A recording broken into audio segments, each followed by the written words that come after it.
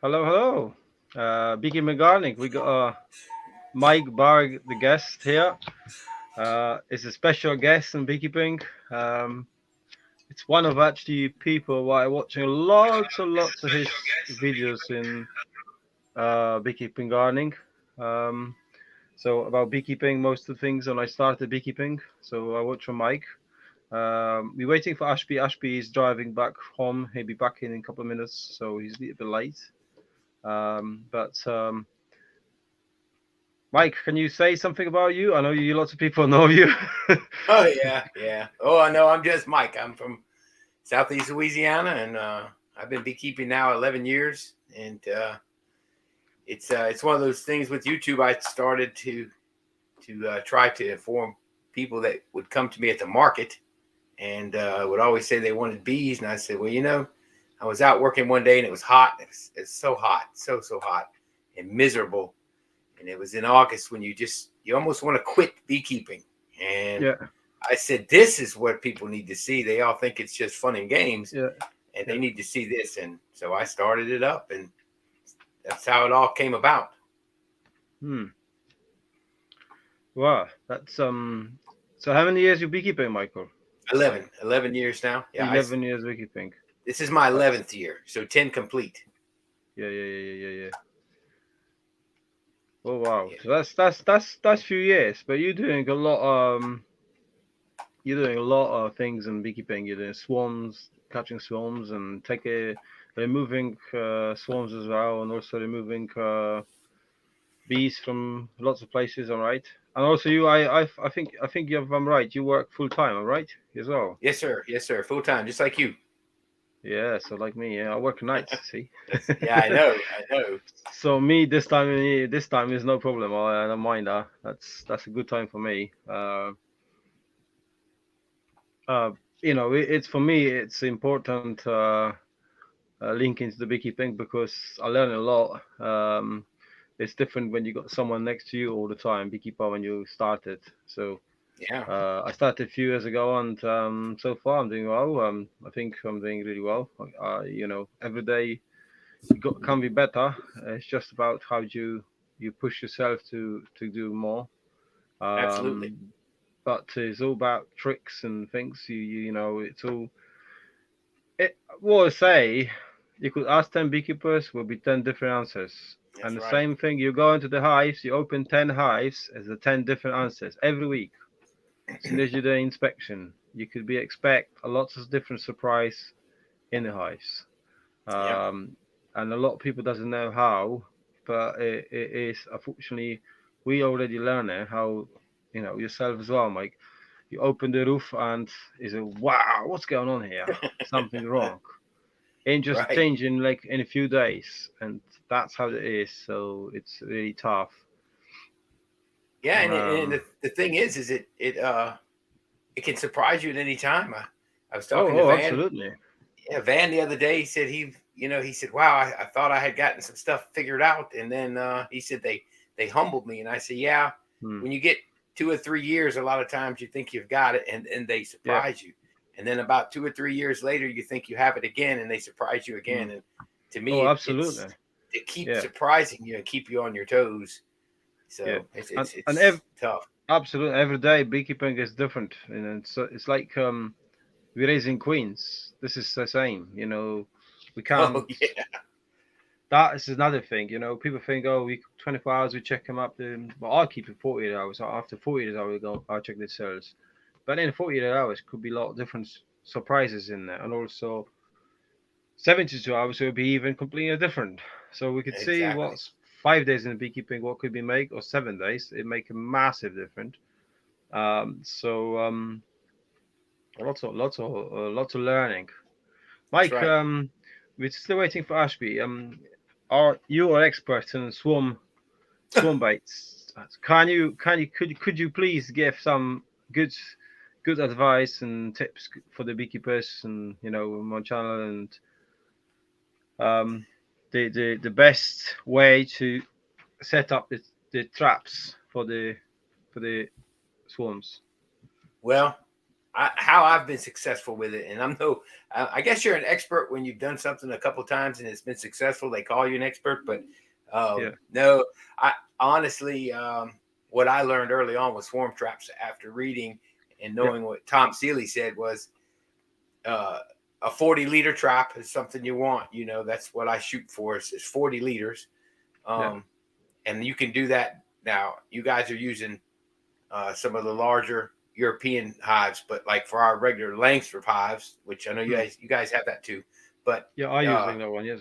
Yeah. So for a Langstroth, if you make an 8-frame, 12 inches deep, that's about 40 liters.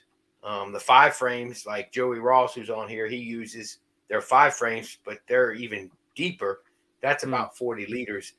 And honestly, I got that bait that you were talking about, and I don't know. I don't know how sold I am on anybody's bait. I bought Swarm Commander a couple years back at the Louisiana.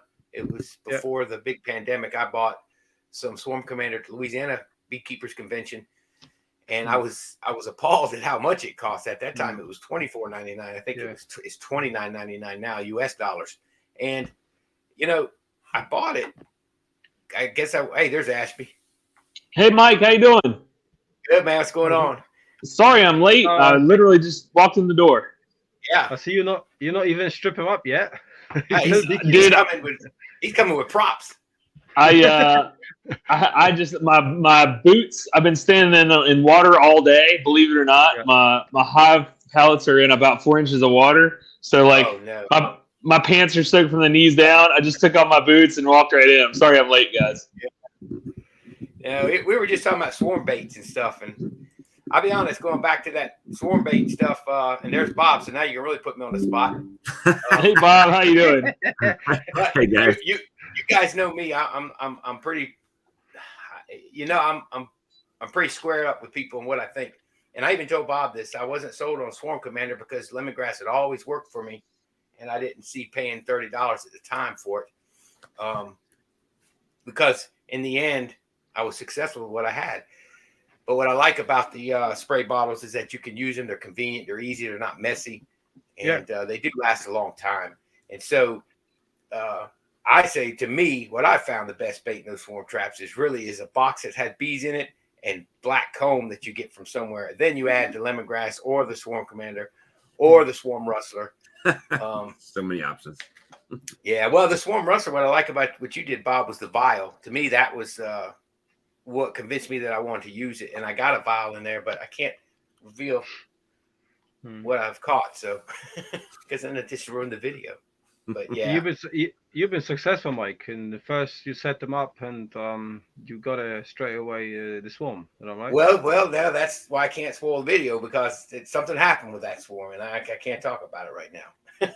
You got to watch his video on the channel to see what happened. It's coming. I got to still edit the thing, but it surprised me. But anyway, surprised you didn't lose the crystal out your vial, because when you opened it up and you threw it in the bottom, and if it dehydrated, the crystal might have fell out of it afterwards once it dried out. Mm-hmm. But I closed it back up, but it was too late. It's dry. It's completely dry. It turns into like a grain of sand, and then you just rehydrate it, and it swells back up again. Yeah, it's still in there though. But I want another. I got another one. I didn't end up using the second one because I couldn't find a place for that third trap. I just didn't. I don't catch swarms much anymore. Like I used to put out 8 and 10 traps. Like we all did when we were new, and it's still exciting to catch them, but you don't need 8 traps full of bees from different genetics all over the place coming into your yard. And so I have certain places in the new place I tried. I don't know how they are yet, but I only go to certain places. And one of the places I was going to, I finally took a trend. I looked at the trend in my book on those bees, great queens. But what I noticed was I was having trouble. Literally, I would write down, this is a swarm machine. I can't keep them in the box. And I had so much trouble keeping one of those in. I finally let it go and threw the rest of the bees off in the woods to go do their own thing, because they were bad off. So that left me with no place to put traps where there's known genetics. So I didn't use your second vial. Long story short, I guess. Well, that was a long story long. Mike, quick question.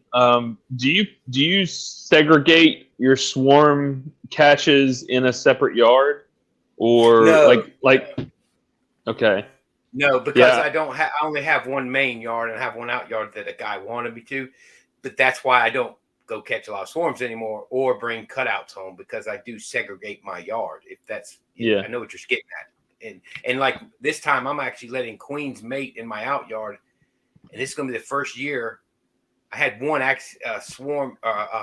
emergency cells were made last year, and they made a queen, and they're mean. Yeah. And so I'm actually letting them do their mating flights in that yard, and I never do that. I've in 10 years, I know what's in my woods. It's pretty much my bees that have gotten away or whatever was here before. Absolutely, yeah. And so I know what I like, and I don't want my bees like mixed and mingled. What you're talking about, Ashby, I just don't. Yeah. Yeah, we have a whole separate yard just for swarms, so we can watch them for a year. So I've got only one of 6 from last year that we moved last week because they're calm and they just came out of winter swinging, and it's exactly the genetics I want. But we watch them for a whole year before I'm going to introduce them into our outfit.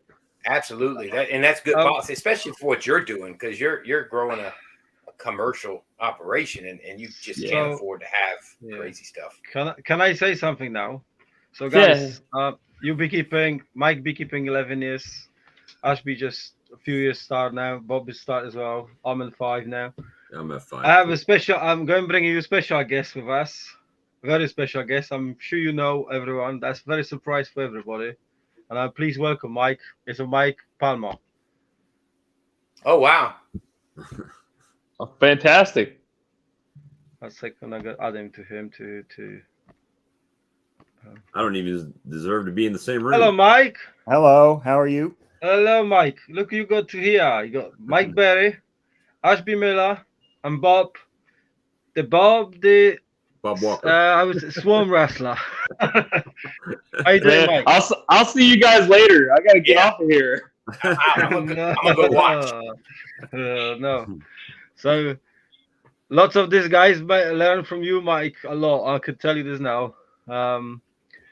Nice you pop up for a few minutes when you got spare time. So yep. How is the weather like in Vermont now? Well, I mean, I've been in Puerto Rico for a week. Wow, that was a hot. And eating food and seeing bees, and it was cool, but too hot for me. Too hot. Too hot, yeah. Too hot. So you still on San Juan, the streets of the cobblestones. It's all cobblestones, and the streets are pretty narrow, and the sun. Oh my God, it was just too much. It was too much. But the mountains were nice. So anyway. So we got nice comment, Michael, here. Lisa she say, "Whoa, this is grandfather of the beekeeper, Michael." Grandfather, yes. Yeah. A lot of people. So guess what? On May 15th, it's 50 years. Yeah, I remember. Wow. Yes. Wow. 50 years. I remember you say that to me. Yes, that's amazing. Times have changed.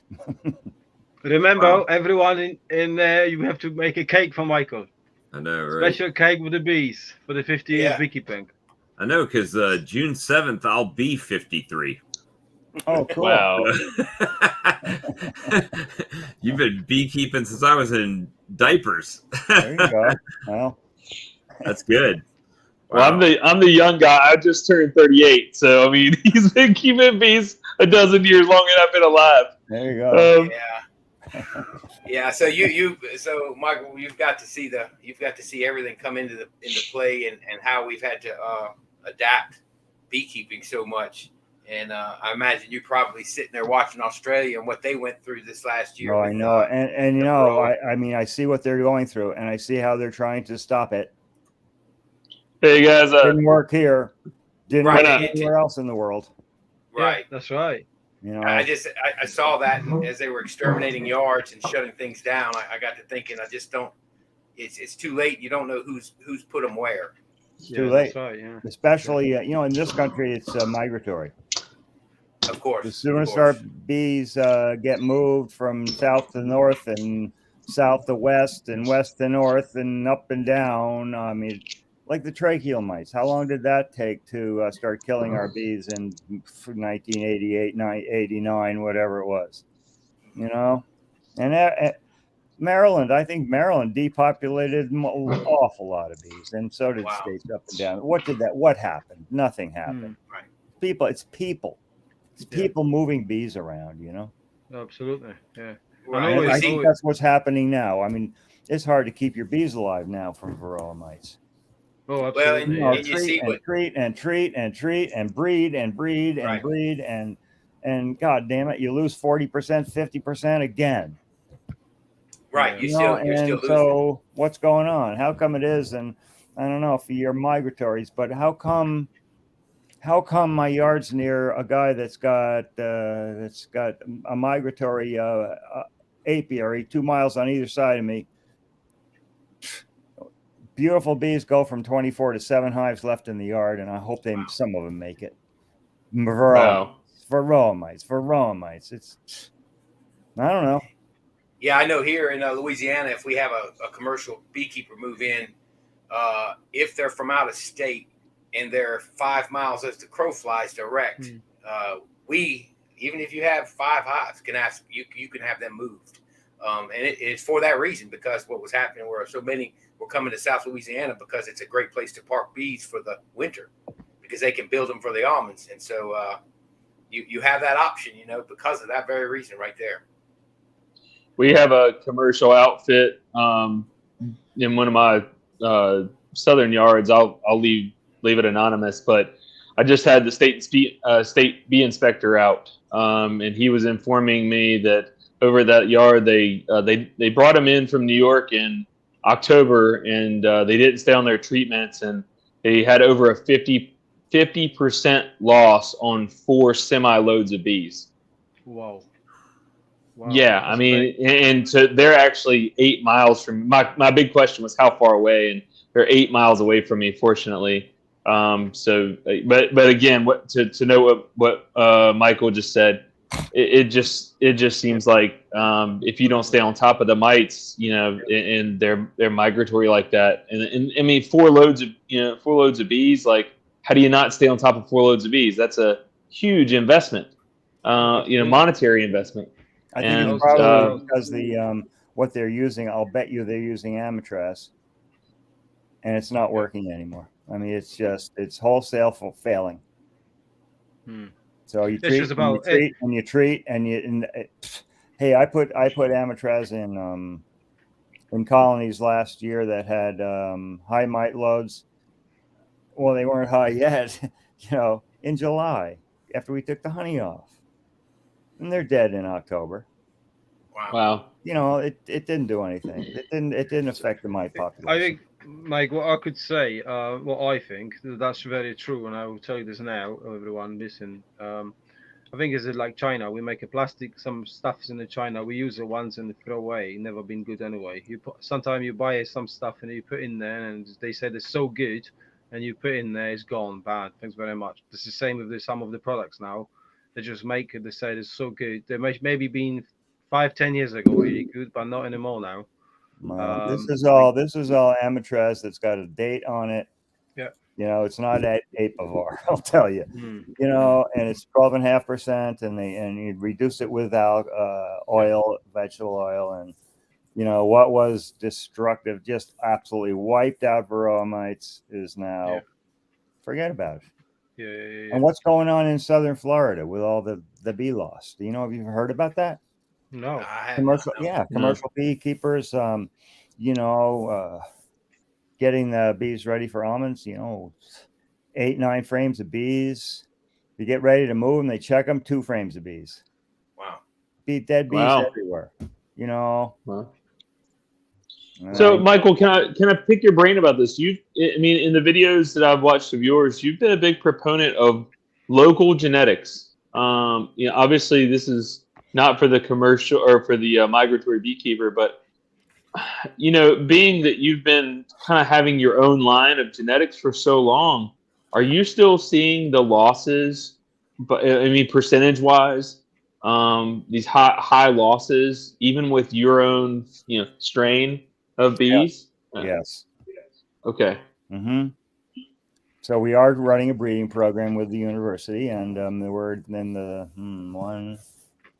third year of it. This will be the third year of it, and we selected breeders from production colonies that had really high numbers, as far as honey production and disease resistance and all that kind of stuff, and then we picked 64 of those that were we wanted 100, but we couldn't find 100. But anyway, so then those were we raised queens from them, and then put them through a lot of tests, nosema, hygienic frozen brood assay, the whole thing, and then they went through the winter, and the ones that wintered well, we ran the best ones through another program, again repeating the things from before, this time adding the unhealthy brood odor assay, and now we raised 100 nukes with 10 breeder queens, 2 apiaries, far distant, far removed from each other, so it wasn't locality, and so in each yard there were 5 candidates of 5 daughters of each of those 10, and then we ran another summer through the whole program again, and now we've identified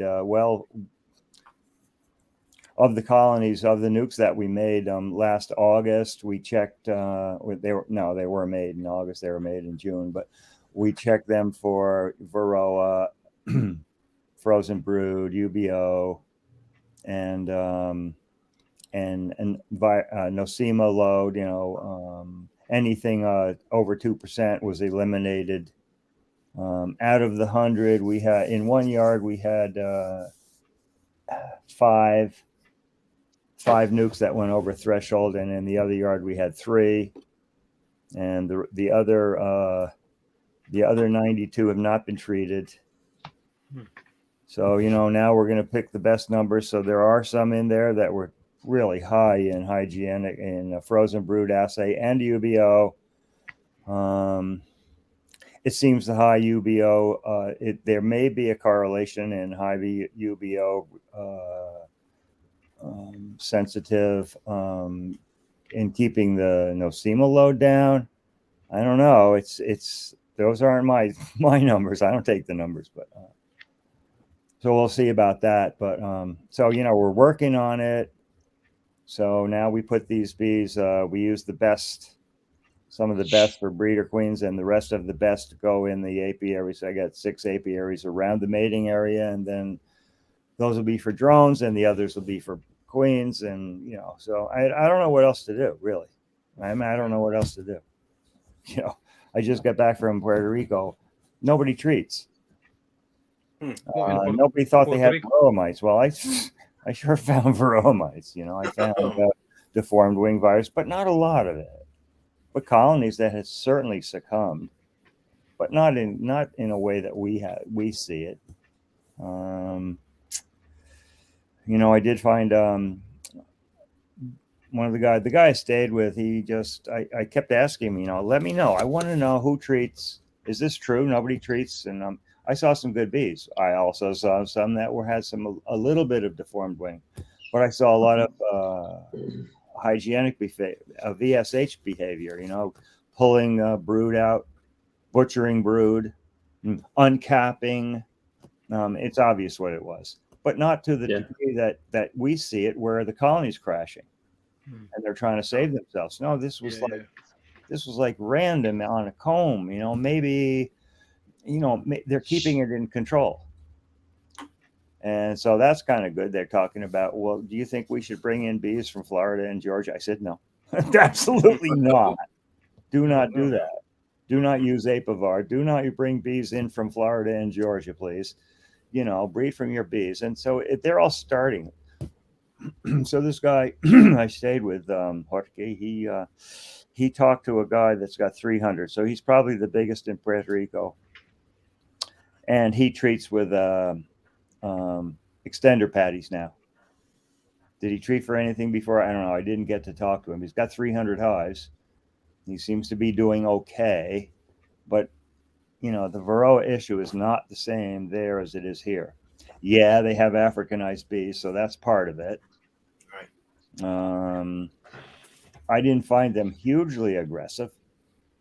I guess there are some like that, but they're handleable. I did wear a suit. I don't even own a suit. I did. I didn't wear gloves, but I looked at the brood and, I can see the bees. They're not too runny. They're small. The cells are small, typical African. And so seeing that VSH response is what I'm thinking I saw. I really am encouraging them to learn how to raise queens. So I got one of the guy that I stayed with, that we stayed with. Oh, they're so good. They're such nice people. Oh my God. Yeah. They took us everywhere. My wife and I went down and oh my God. But yeah, I'm encouraging them to start raising queens from those. I saw colonies in one guy's apiary, never treats. He pulled a frame of comb honey out and cut it up for us. Wow, was that good? And the pattern was beautiful. And I didn't see any chewed out brood or deformed wing in his apiary, but I did in others, but not serious. It's weird. It's not serious. Yeah. Anyway, so I've got a question for all of you guys. A lot of people watching and lots of new beekeepers, lots of learning. We're all learning. So I've got a question about spring management in apiaries. I'm going to start with Mike Burr. Mike, how you doing? Oh, how am I doing is fine. Yeah. How I do it is like how do you manage the spring management in your apiary? Well, I heard Nathan Coleman say it best when he said a bunch of mishmash techniques, and that's about how I do it. I pick and choose from everything. I'm not a commercial beekeeper, so I don't have to equalize everything, and I've got enough where I just have to monitor them by themselves. So I do everything from splits to pulling off of 5-frame nukes and pulling excess. I pull brood and move it around. I do everything, whatever I see fit when I'm sitting at that particular box. And I look at those bees because I kind of know my bees. I don't have a certain strain running through my yard. I have, mutts that I gathered the first few years. And so, yeah, I just do a mixture of things, but mainly splitting is what I do. I make increases to make up for any losses. All my losses seem to come in October. Like Michael was saying, after I pull the honey, I would treat with whatever I may treat with. Most of the time it was OA, and then I just replace my losses and sell the excesses off so I don't get too big because I have a full-time job. So I splits is my main way of spring management for myself. You just can't super down here. We have this weird trickle of a flow that starts in February and it goes through the middle of April when our main flow hits on normal years. And you can try and super, but they eat all that. They use it. They use it to build up. They rarely touch much of the honey that's left from winter because I leave a lot of honey on for winter, so I don't have to mess with feeding. And they consume that, and so they build up, and they build up so fast. It's like they could care less about stockpiling or storing it. They're storing it for them, and they leave. So just supering in March, it just doesn't work for me. I have to split them. So how'd you do, Ashby? How'd you manage the spring management in the hives? I'm actually really fortunate in my location. I'm kind of in this almost to the week. I'm in the same belt as Bob Benny as far as weather goes. So I tend to watch a lot of Bob, and what Bob is doing, I have to, I picture he was doing this 3-4 days ago, most times in his videos. And it turns out I was doing that 3-4 days ago, and it reinforces we're kind of making the same decision. And as a new guy, you're just looking for somebody to okay what you're doing. I mean, even me, I'm looking for somebody to okay what we're doing. So, we if we overwintered a 10-frame double deep, they came out swinging. I had about 100 colonies that were just busting. So we went ahead and pulled those splits on March the 8th, and then the queens should have emerged from our grafts 4 days ago, March the 14th, and then our second round of colonies, which were 10 frame singles. We've been trying to equalize, get everything to like 7 frames of brood, and then add a second box. And I run deeps on everything, and then once they grow out to a 10 frame double deep, we don't let them get anywhere close to full because I'm just trying to avoid swarming. And so and then we go back, and so that's what I've been doing all day today is just shakedowns below queen excluder, and then we did that all morning, and then come back this afternoon and steal off any excess brood. So for my management, I want to see them all. I want to see all the colonies in that yard at the same stage. So so we're looking. Today I'm looking for, and it's all in relation to our date. So our key date for nectar flow is April 20th. So I'm always thinking about how many weeks are we away. Pollen by then. Oh yeah, no, we're full on. That's our date. So right now, we're right at 4 weeks away from that. So today in the splits that I left, I'm leaving 2 frames of eggs, 1 frame of capped brood, 1 frame of pollen, 1 frame of food. We've had some nectar from a couple different sources. We had a very rare year here that our red maple actually produced a nectar flow. And it's almost like juicy fruit bubble gum. It's delicious to eat, but they maybe only made 2-3 frames of it. It's not like it was a lot, but so we're just pulling our colonies back right now so that we're going to peak population right around May 1st, and to avoid swarming, and any of the excess we're pulling off, and then of course we're feeding a real thin syrup as well. Just because we're pulling them back so much, letting all the foragers fly home and repopulate the colony through the day, and then I'll go through tomorrow and pick up all those colonies and take them to our mating yard. So we're just constantly setting them back all spring with a target date of April 20th. So what you asked, Ashby, I'm going to talk back to me. So you said about Bob, about mentioning Bob. So my main thing is that man, Bob is next one, Ian is next one, and the man in the middle is my swarm action all the time, Mike. So so this is we got 3 people I follow all the time on YouTube, and since I started, and everything what I do, Mike Palmer, breeding queens, it just worked for me really well. When I spoke to Michael last year over winter, and I started and work, and I have really good success. I managed to get 1 ton honey last year, which was really, really pleased. So nice, very nice. Yeah, so it works, and I will push myself this year even double bubble, I would say, with queens, because I know that is something what I need to do. It's really, and I got good stock, so I know that could be good for local people here, local beekeepers as well, because some of beekeepers have nukes from me, and they are very successful. They're already so happy they actually ask for more. so that tell you. But like Michael mentioned, the best breeding queens is from your own. Don't bring in from all everywhere else. You could bring in a couple from somewhere really good stock, where you know where they come from, then yes, but most of them is the best from your selection, and that's right, Mike. Sebastian, Mike, you're in the UK. Yeah, I'm right. Yeah, you know, I mean.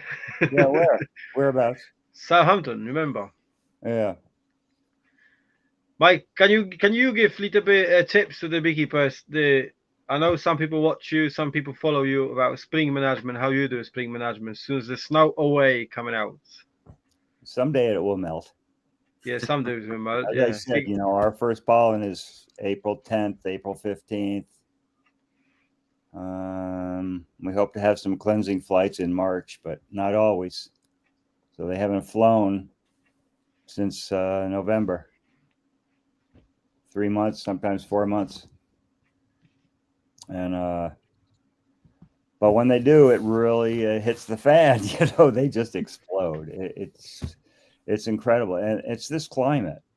I mean, everything's in reserve. Everything's being held, waiting and waiting and waiting. And then you start getting the pollen comes in, and then all of a sudden you get a flow. And, so if the first pollen comes in, say April 10th, God, by May 9th, we're setting up cell builders, and, we've got supers on. We're putting supers on 2 weeks after the first pollen, so, it really explodes here. And it's because of the way the plants are here. They explode. Everything's waiting and waiting. And all of a sudden it warms up enough, and boom, all the trees start to bloom. And so it's very intense. And so we have to work with that. It's not a slow thing. I mean, I think Ashby's talking about knocking them back to get to that, what is it, April 20th or something date, and then you let them go. God, and then once they get started, they're shutting down, and the flow is done July 15th. So and we're getting them ready for winter. In September, we're feeding them for winter. So it's so quick. And we have to have our bees at full strength by the time the nectar flow starts. And it's not something that comes in a trickle or something like that. Dandelion hits, and I'll tell you what, if you're not ready, if you don't have supers on your hives by the time the dandelion comes, forget it. So that's one of the big problems, is doing bee work without any supers on. So we even go through and put 2 supers on by the end of April, and we're a week or more away from any flow. Well, sometimes there's maple. I've seen maple be. So if you look at the colony, say they're in your double deep, or I have a double deep and a medium, because I need more honey. I need more cavity space so that they can store more honey and also raise big clusters in the fall. So I need more room. And more wax you have. Yeah. So let's see, what was I going to say?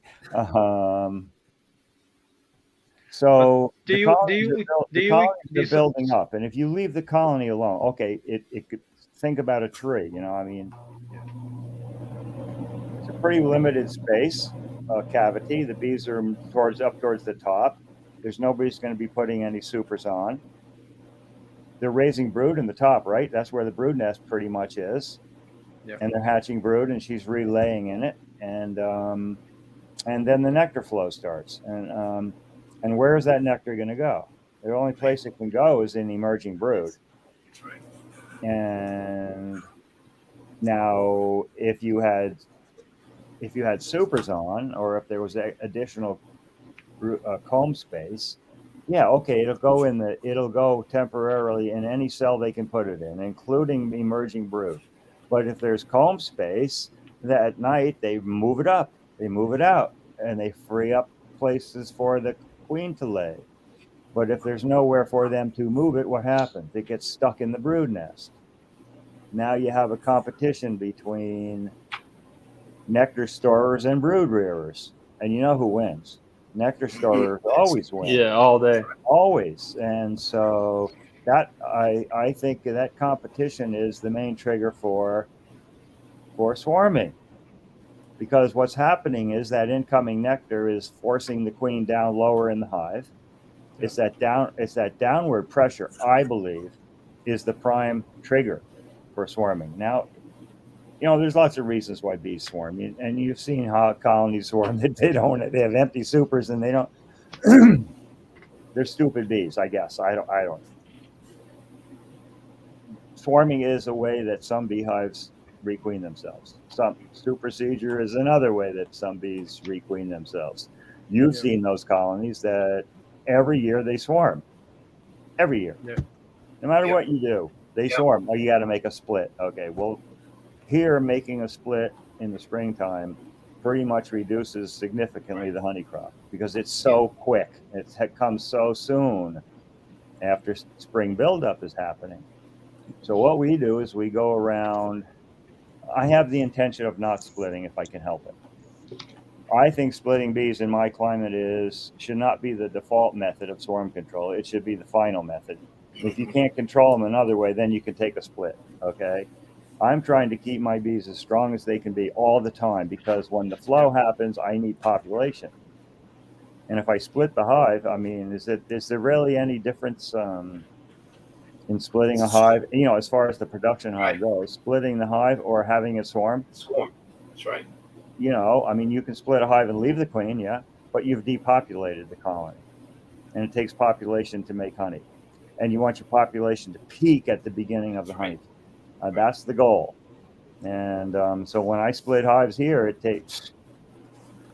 they get set back so much that suppose the weather changes, suppose the weather isn't favorable, you don't make a honey crop that year, or you make a super or two, when you could be making 4 or 5 or 6 supers on a good strong colony here.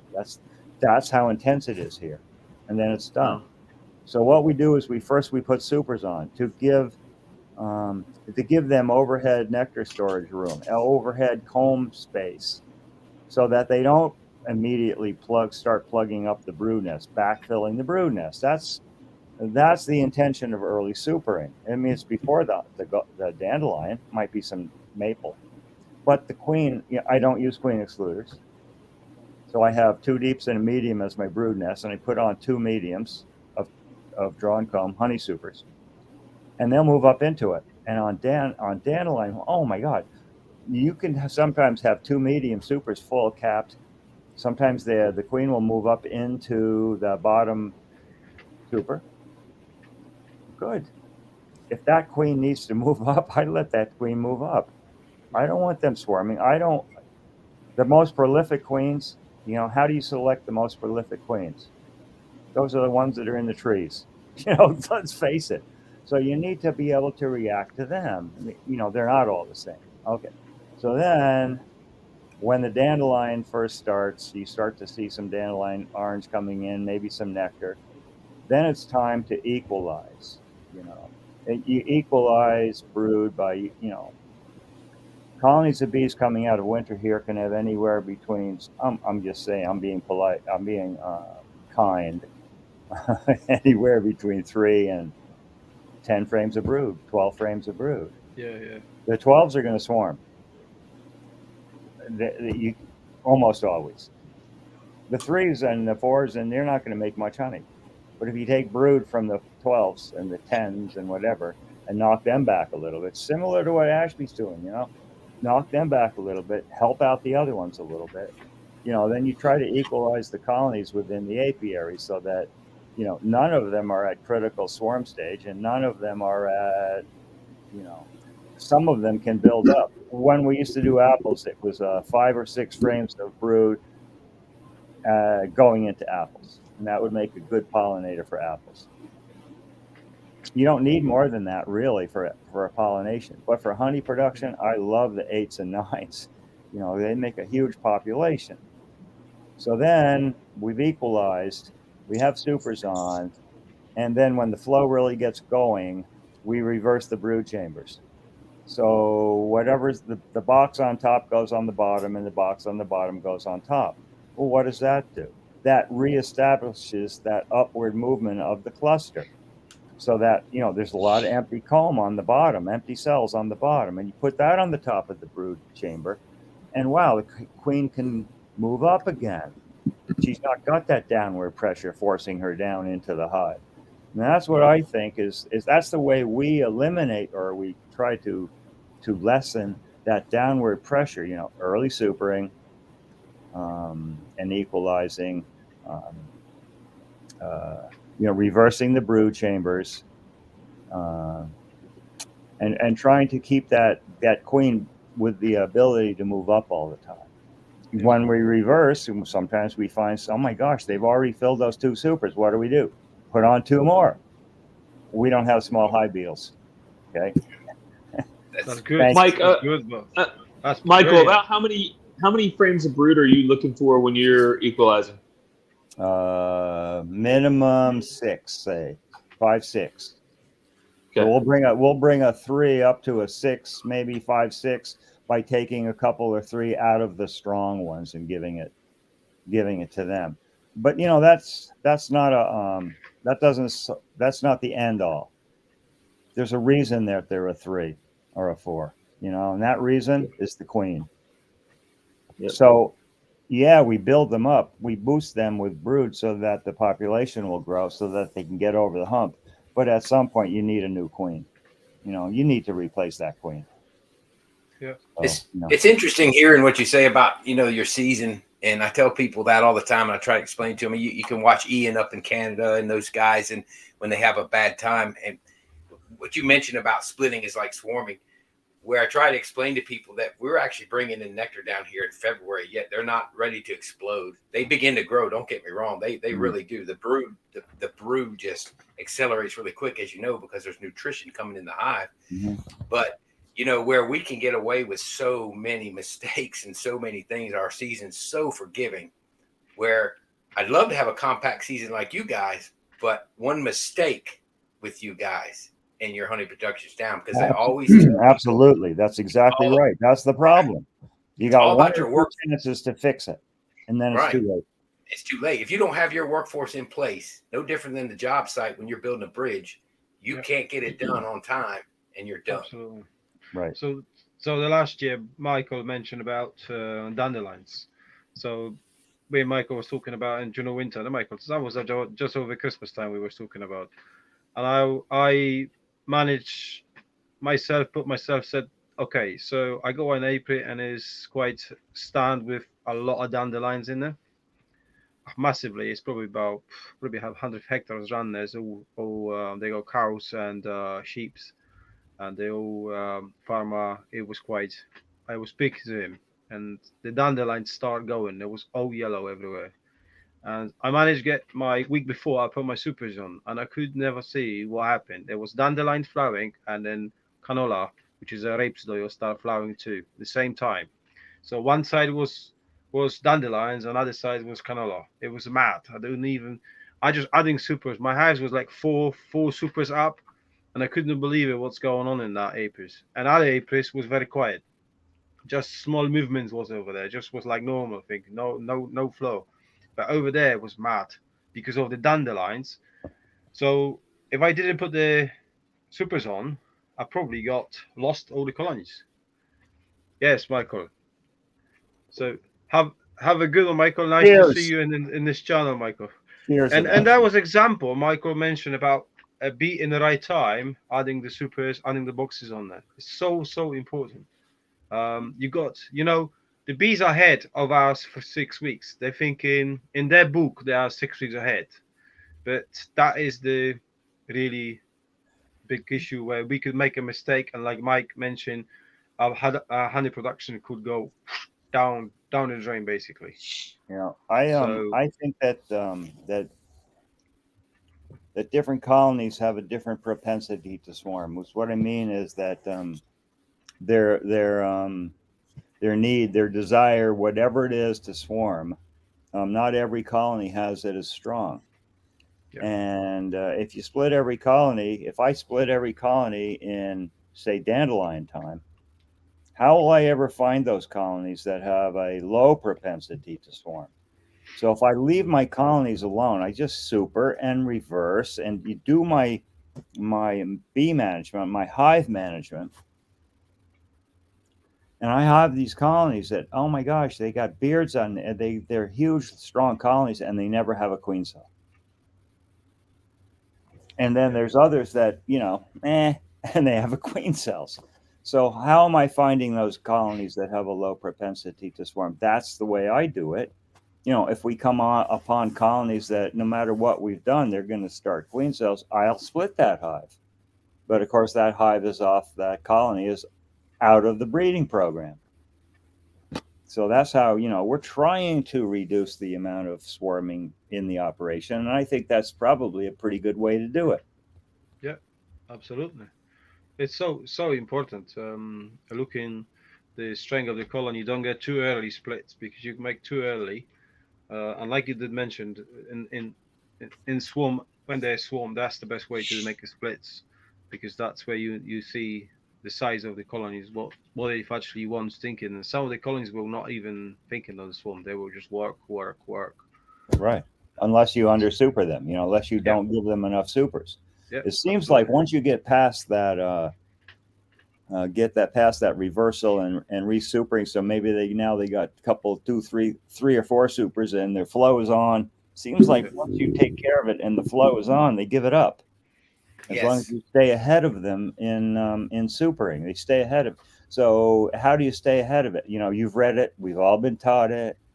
Put the next super on when the first one is 3/4 full. Well, tell you what, that's too late.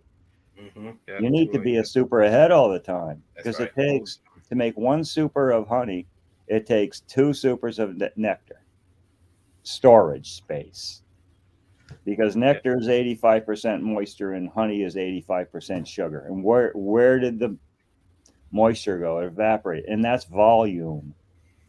So to me, I need to stay ahead of them by a super. I need to make sure that they always have room overhead to put any nectar that might come in. Hold on, I got to go out and start supering up right now. Yeah. No, it's funny. Start throwing boxes on top of my colonies tonight. Oh, you got a headlamp, right? Oh yeah. Yeah. Well, it's funny you say that though, because what I started learning a few years ago was I would always put the super on by the rule of thumb that the books say, and I got to thinking I need 2 supers on here because the desire to swarm was so great in all of them. I mean, because they're just packing out nectar. Well, I put 2 supers on about 3 years ago. I began to just put 2 supers on. If it was a strong colony, got 2, and I used mediums. It got 2 mediums, and I started putting them on earlier, which for me was maybe the end of 3rd week of March, and I put 2 on at a time instead of 1. And then the minute that first one began to get full, I put that 3rd one on, and that absolutely helped. First of all, the production, and it suppresses swarming. And then once you get to that point, like you said, I always call it turning the corner. When those bees would turn that corner, I didn't have to worry anymore. My workload was cut in half. All I had to do was go out, pop lids, and put supers on. And after that, man, it was a piece of cake. Well, piece of cake. Well, relative to what I was doing, killing myself. So you found the same thing I did. Put a super on. No, put 2 supers on. Next time, put 2 more on. If they're really ahead of you, they're really full of, there's spur comb in those 2 supers, and I could put 1 under and put 1 over. It's that puts instant comb space right above her. And the one up on top is like your reserve, so. Yeah, just put supers on yesterday. Yeah. I've already got them on. I just plowed snow today. Hey, Mike, have you been having any backfilling of your brood boxes yet? Me? Yeah. Oh, yeah. Yeah, they were about a week difference than we were on a normal season. We're a week ahead. So red maple was coming in so early. But that just boosts them. It shuts down so fast. So I started seeing backfilling probably a week ago already in the brood nest. And once you start seeing backfilling and white comb on top, you're done. You now I have to do something because I missed it. That's what I did last Saturday. I checkerboarded, added a box, give her some more room. And they were just, the cluster, it's weird because, you would expect that cluster to start really expanding, but it'll actually start shrinking even if they're not wanting to swarm, because as soon as a brood hatches out, they're throwing in, like Mr. Palmer was saying, they're throwing nectar and pollen right back in the cells, and then she doesn't have room to lay. Now, fortunately, I only found 1 colony that had any cells in it, and we split those off, but we got a little cold snap, so maybe they'll eat some of that. We're talking. Well, I got the freeze in here, so. Yeah, really. So Ashby, can you give us tips? How do you selection and breeding queens? I know you're building your operation, so you are a lot learning. I know you like a lot to learn from Mike and another Mike as well. I know you follow the same as me, in the same boat. What can you give us some good ideas, good things? What you're doing? How do you? So I am super new, and I really don't feel like Man, in the group that I'm in right now, I'm like, very new. This is I started beekeeping in 2020. I'm really new, but I know I'm very intentional, and I know the direction I want to go, where I want to be. So I'm fortunate that I'm able to consume a lot of YouTube and learn from a lot of people like Michael Palmer and Bob Benny and Ian Sepler, and you start to see a trend. And so I very early on recognized the value of a Harbo assay. And so for us, we're looking for a number of things. Our criteria, I guess you'd say, which gentle bees is going to be number one. I have, I don't have spicy bees, but we have some grumpy bees from time to time. If we see them grumpy once or twice, I don't really knock them out of the breeding program. But if they continue to just get a strike against them, it's easy. It's an easy decision. Just call them out. And really, so we're looking for who overwintered well, and really, it's a multi-year process. So the breeder stock that I'm looking at this year was from 2021. These queens are on their second year, but really they laid 2021, 2022. So technically, they're on their third year. It's how did they overwinter both last winter and this winter. And if they don't come out swinging, they're out of the program.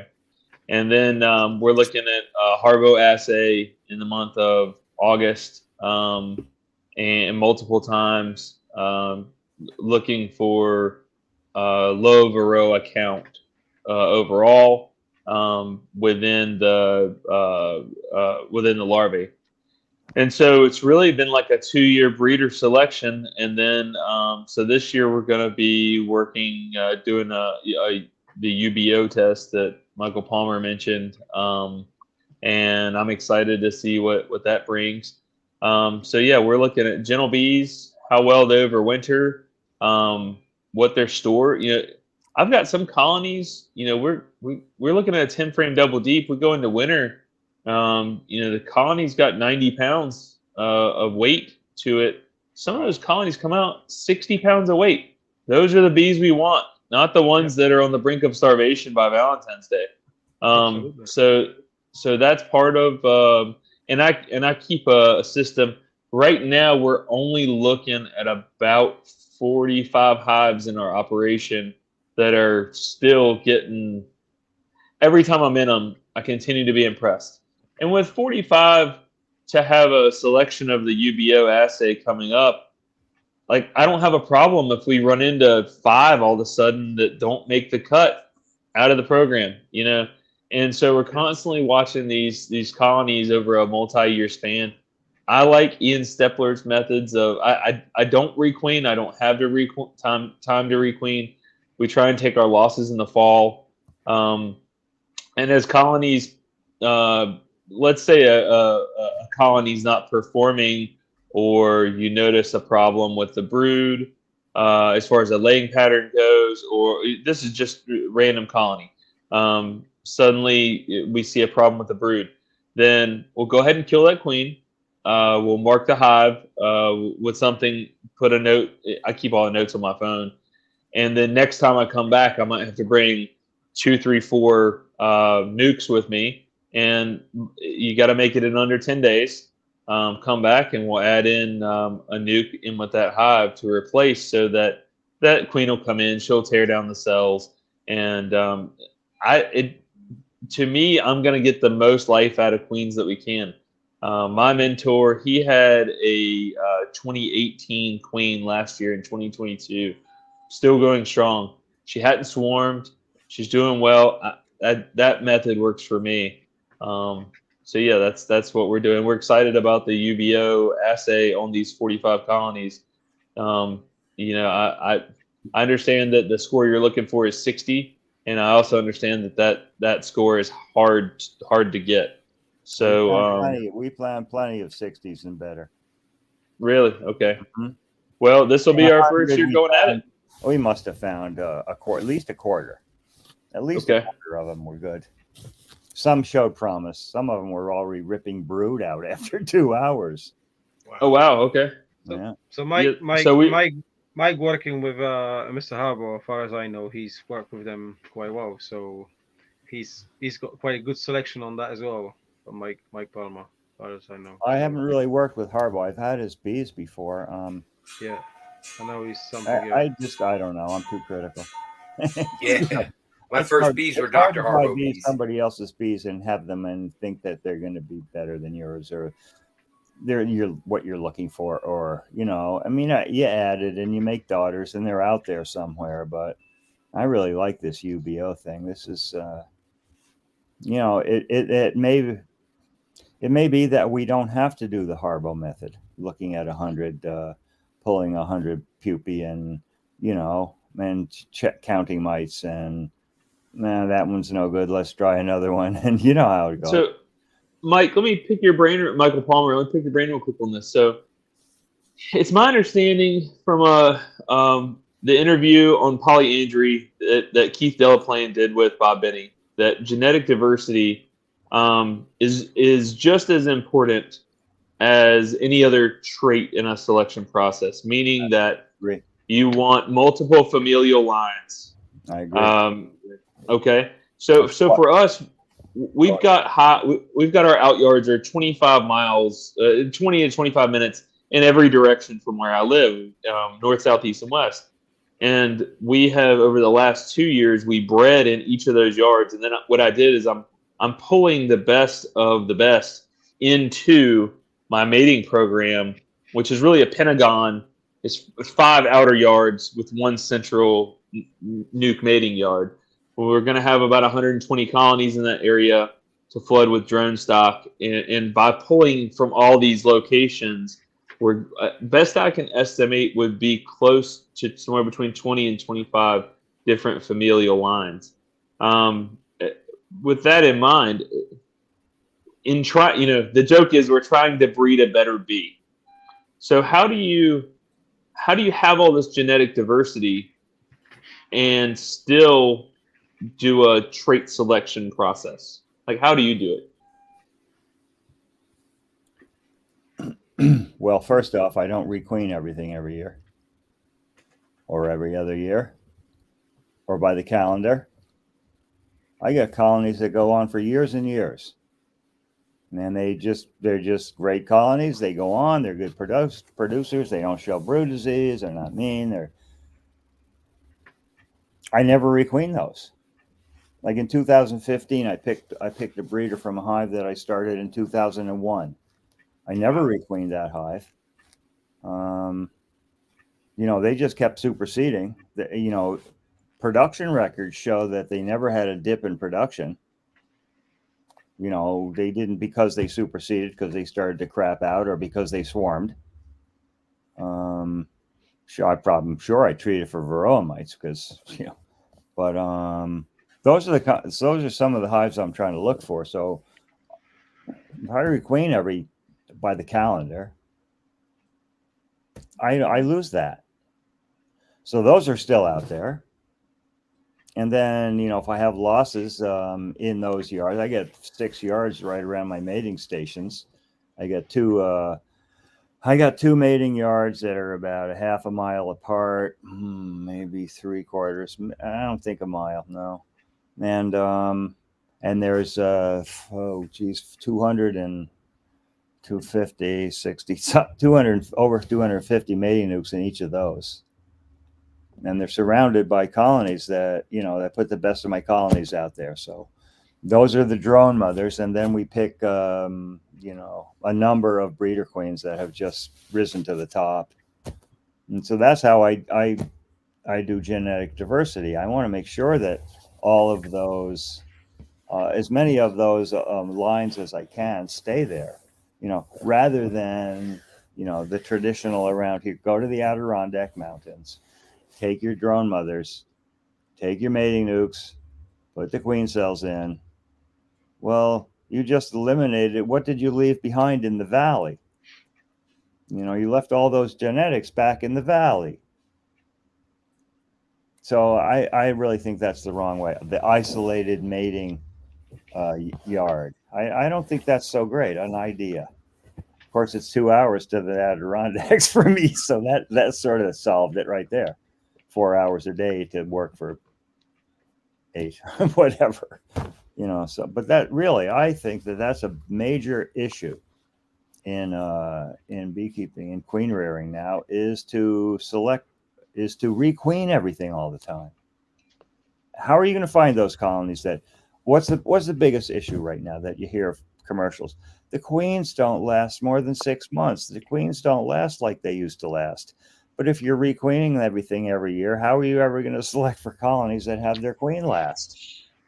I'm not a migratory. I don't have to have almond bee counts for 8 and 10 frames of bees in February. I don't need to do that. But anyway, that's my idea: is maintaining genetic diversity, is maintaining the lines you have, exactly like Ashby's doing.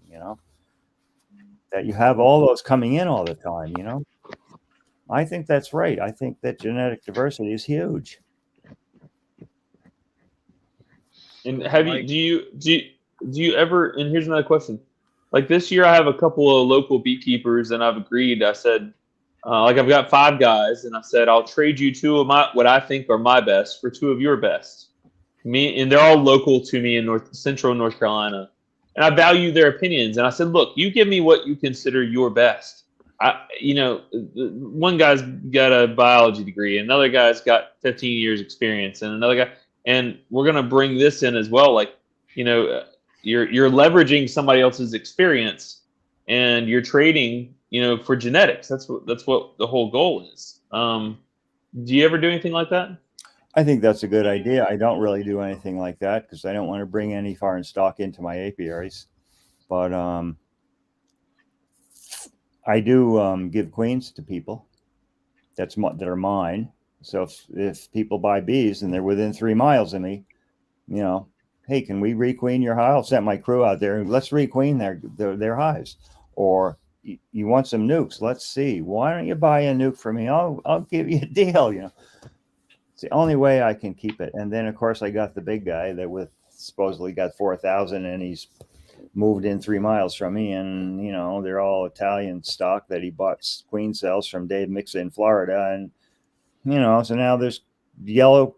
I mean, my queens are dark, and we're catching queens, and then all of a sudden, look at this thing, man! It looks like a banana, Yeah. Where did that come from? That's where it came from. So, yeah, I do my best I can. I try to flood the area with my own bees, Well, I think, you've been at this quite a long time, and 50 years, Bob. Yeah, I spent several years in the pharmaceutical and health sciences, and I think, this is a discussion we always have on our live chat when people are talking about mean queens and squishing them and stuff like that. And yep, when you're breeding for genetics, people got to understand there's dominant genes and recessive genes, right? So like in my family, everybody's got brown hair except for my sister has red hair, right? So let's where the hell did that come from? Exactly, right? Say something, but exactly. But my dad's uncles, one had red hair, so it's in the tree somewhere, right? So that's what we're looking for. We're looking for that. If people are saying Varroa sensitive or whatever acronym or trait that you're looking for, if you're trying to get just red-headed queens, just know there's a lot of other genes that you're trying to weed out of there to get that one specific gene. And I think whenever I have conversations with people about genetics, they're always saying, oh, well, we're going to this guy because he's got Varroa sensitive queens. Yep, some of them, a percentage of them are. But there's a vast number of those queens that you'll get from a certain person that will still have, let's say 90% not Varroa sensitive. Just because he's pulling from a certain stock doesn't mean you're going to have that trait in every single queen. Yeah, and how many of that breeder queen that's Varroa sensitive? How many of her eggs are actually going to be a bee that's Varroa or a queen that's Varroa sensitive? Come on, they're all over the place. They're Right. open mated. You know, they're all. What is it? 12% is the mark to get over. That any of the research really shows. It's hard to get more than 12% of the F1s to express the trait you're looking for, whether it's spicy bees, honey makers, gentle bees, Varroa sensitive. It's a trait to be expressed, and as Bob mentioned, it is it's on a cell. I mean, it's on a genetic level that you're trying to. And Mother Nature, she doesn't like too much of one thing. There's a reason our population isn't full of redheads.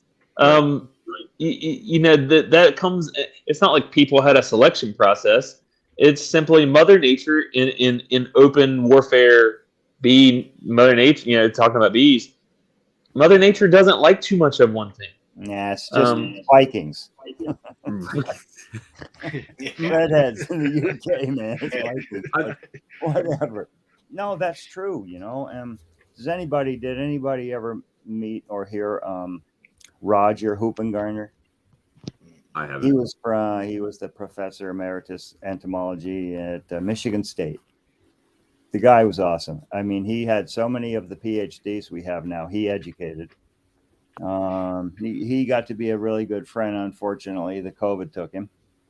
But and I get a tear right now thinking about it. But he gave a talk one time, and in the north we've darkened our bees. We've tried to use carniol, and our bees got dark, and all of a sudden out come the yellows.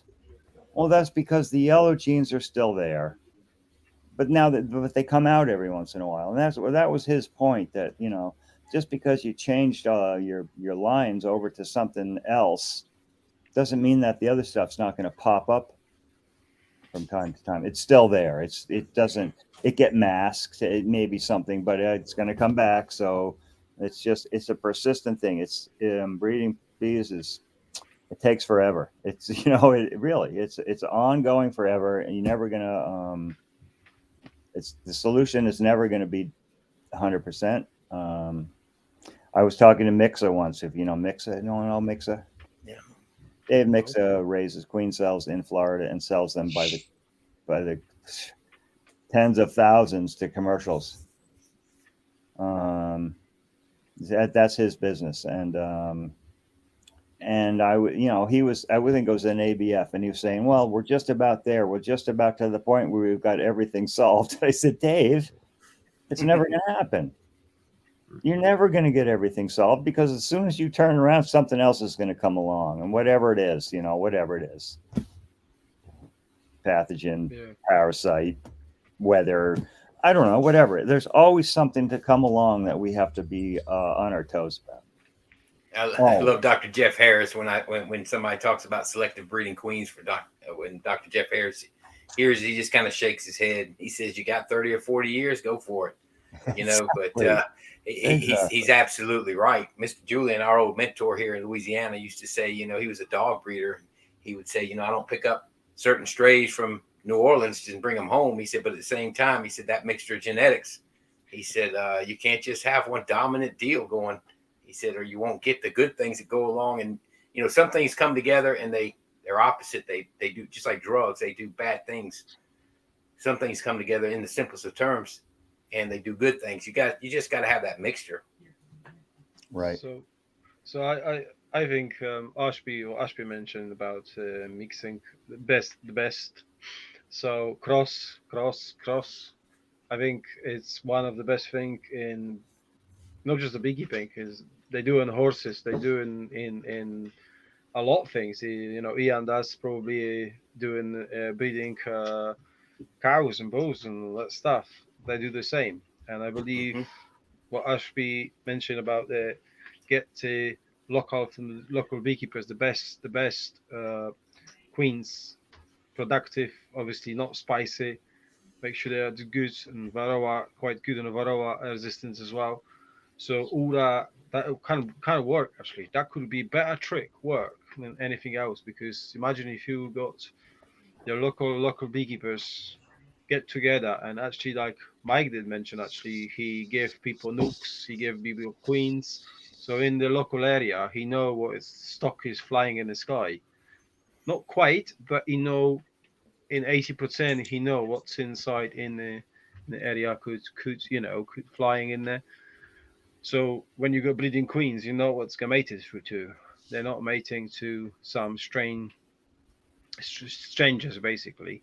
We hope. So they're quite good selectors in there. So I think that's a very good as we good talker to. That's very good idea. I reckon that's a wonderful idea. Not just good, but that's wonderful. I think that's something where a lot of people can learn very quickly, because I think if you got 50 beekeepers and all the 50 beekeepers come together and say, well, we got this bees, we got this bees, we got this, and we got to do a mating area in the area.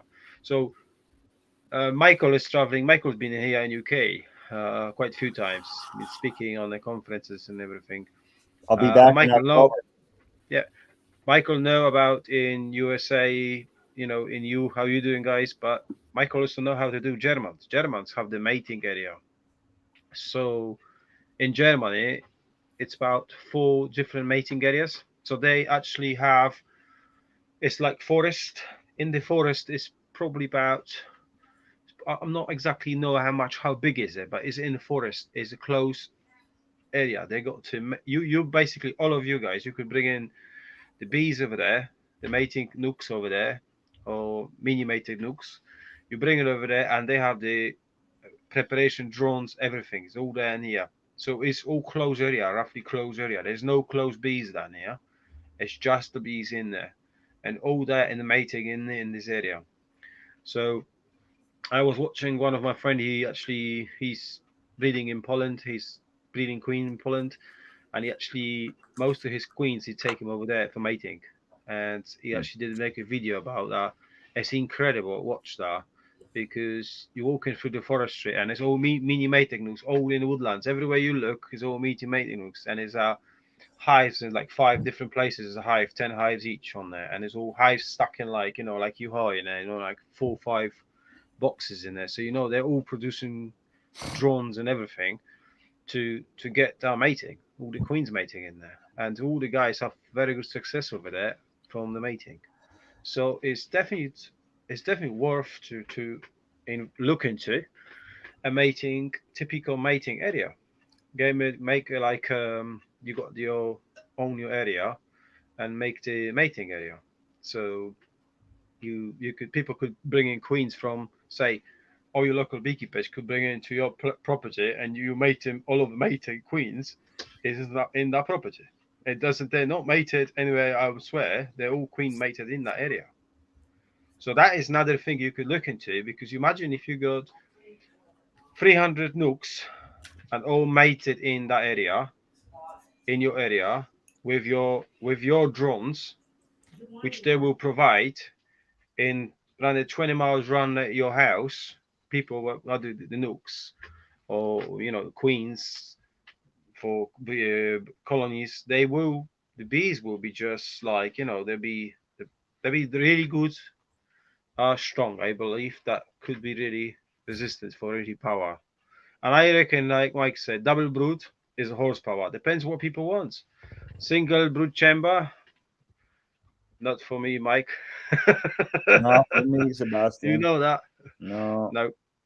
I believe double brood chamber. It's the main, the horsepower. You could do anything. You could get queens. You could get nooks from that. You could get honey, a lot of honey of that. You could get a lot of things on this. You could make a lot of things. And before when I started beekeeping, one chamber, play about in this. After I spoke to Michael, my decision was I was watching. They like that over in the UK, don't they? That's it. One chamber. It's single national, brood. yeah. Single brood. National. Then just how many people have asked you, do you have isolation starvation? No. Yeah, you do. Yeah, you got dead. They're dead straight away there, because the frame's so small. That's why I'm running on Langstroths. Everything, my hives is running on Langstroths.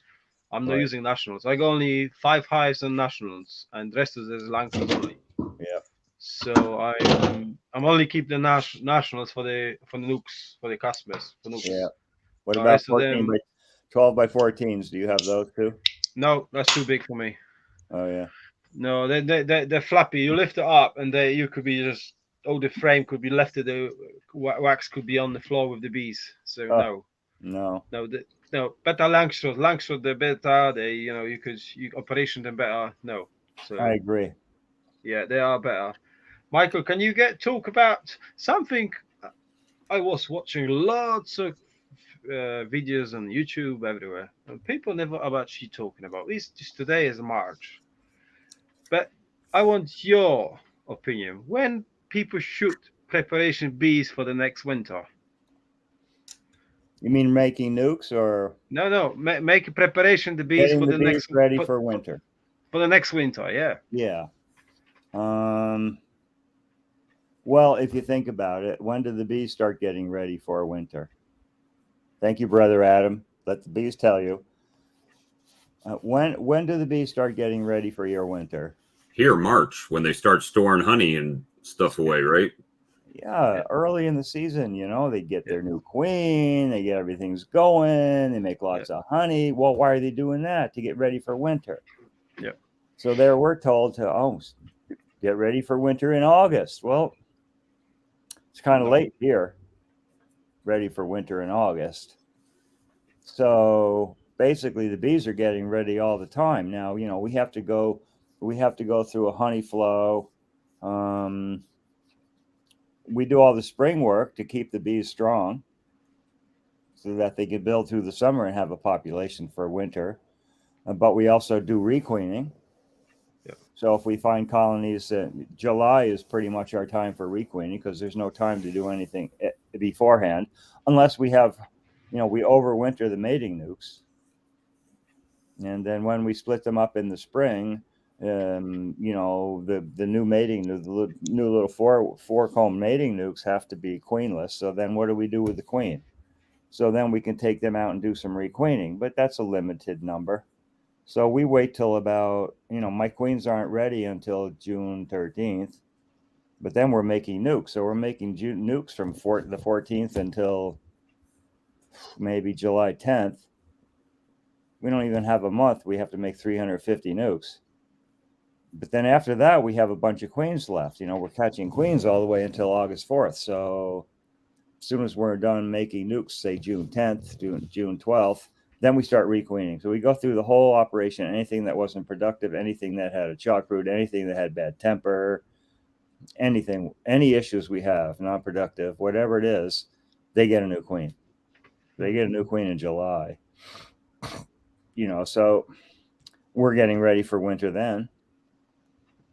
So that's not August, that's before August. And then, take the honey crop off in August. Well, guess what? You got to treat for varroa mites. That's getting ready for winter. So all that stuff, getting ready for winter isn't going out to the apiaries after you've taken the honey off and, treating for varroa mites in September, which is like 2 months too late for here, or any of those things, feeding them in October here is forget about it. It's too late. They'll never ripen the syrup, or dumping sugar on newspaper and candy bricks and all that stuff. I'm really against that. That's emergency stuff. That's not getting your bees ready for winter. That's like either it's an emergency or, well, I'll do it anyway because it makes me feel better. You really want your bee, and I don't want my bees in this climate processing sucrose all winter long. Right. No. Because they got bees on their head. I mean, sugar on their head. That's silly. Feed them at the right time. They put the syrup in the comb where it's supposed to be, where it's been for eons of time. So yeah, getting ready for winter is an early thing. It's not August. It's not when all your work is done. Yeah. I don't want to put sugar over top of mine down here in the South, but not even. I just don't. I don't understand you see the insurance. Videos. You see the videos. Oh, my bee died. My hive died. Okay, so they got newspaper with sugar on it. Yeah. And some of them, they've already looked at the hive, and there's the sugar over there in the grass. Mm-hmm. And you look in the hive, and there's combs and combs of honey. Yeah. Why did you put sugar on your bees? Right. I mean, Right. what makes me feel better? Just in case. Yeah. Okay. They Whatever. had honey. They didn't need to. You didn't need to feel. But you should feel better when you pick But up that box that's 60 pounds. if it doesn't hurt anything, why not do it? Well, it does hurt something because it makes them more active. In this climate, if they're active like that, they're full of poop. They got to get out. Yeah. And they can't. They poop all over the place. That's part of it. So Yeah, early is they get ready. They start early. I have in UK. Well, we all of the UK have the Michael. No, the weather here is winter is really terrible here. It's this winter it was quite really miserable winter. I like to get winter like in Canada. You know, the bees stay in the cluster. They quite keep them up. They're not. You don't get too much danger because here we got temperatures. Just give you an idea. So it's 3 weeks rain, and then we come temperatures in suddenly in overnight to minus 10 overnight, from 13, around about 13, 12, which is about 55, and you get down to the minus temperature, freezing cold, -7, -10. So I don't know exactly how much that is in Celsius, but that is a huge change in the beehives. The temperature dropping massively down for 2 weeks, cold, cold, cold, and then hit again for 3, 4 days, very warm, and then again cold again, and then rain again. So the bees, imagine the bees go inside the work, and the biggest danger is the damp for the bees. Very, very danger. So if someone didn't feed what Michael just been mentioning about, properly feed the bees for the winter, did not preparation them, there will be losses. There will be 100% losses. And I know some people, I can't mention, but I know someone from 40 hives, they lost over 30. So very good beekeeper, and he said he done everything what he can, treat with varroa, everything, and he's got so big hit in varroa. But the thing is, maybe like Michael mentioned before, maybe they're using varroa at different the army trust. Maybe they use, they didn't use correct. I do vaporize, I do oxide acid. I don't mess about with this. I started last year, and I have last season 100% over winter. This year I lost the 6 so far, and now rest of them is horsepower. They're really good. I'm happy. I don't think so. There will be losses anymore. They really fly. They're bringing pollen, queen laying everywhere. I already I got one more April to check, which will be tomorrow, which is today. We'll be checking today. During lunchtime, we get around about 15 today, which are around about 60s. We will have today. So I'm going down there, have a look quickly, sneaking look quickly, just to have 1 or 2 frames, pull them up, just to have a look how they're looking, and just if they need to feed, they feed them up and leave them alone. Make sure make sure I know what's going on inside in hives. That's a very, very important. Quick look, just a look. That's nothing else. And that is another thing. A lot of people think, oh, they have plenty of food in there. They're plenty of food, and then turn up, they're gone. They're dead because the temperature is fluffing up and down, up and down. The bees need the food. As soon as the temperature came up, they start flying. They start making flights. And they need the food. So if there's not enough food in the hives, what happens? They're going. They'll be dead. They'll be starvation straight away. So I think it's quite important. Depends what climate you live.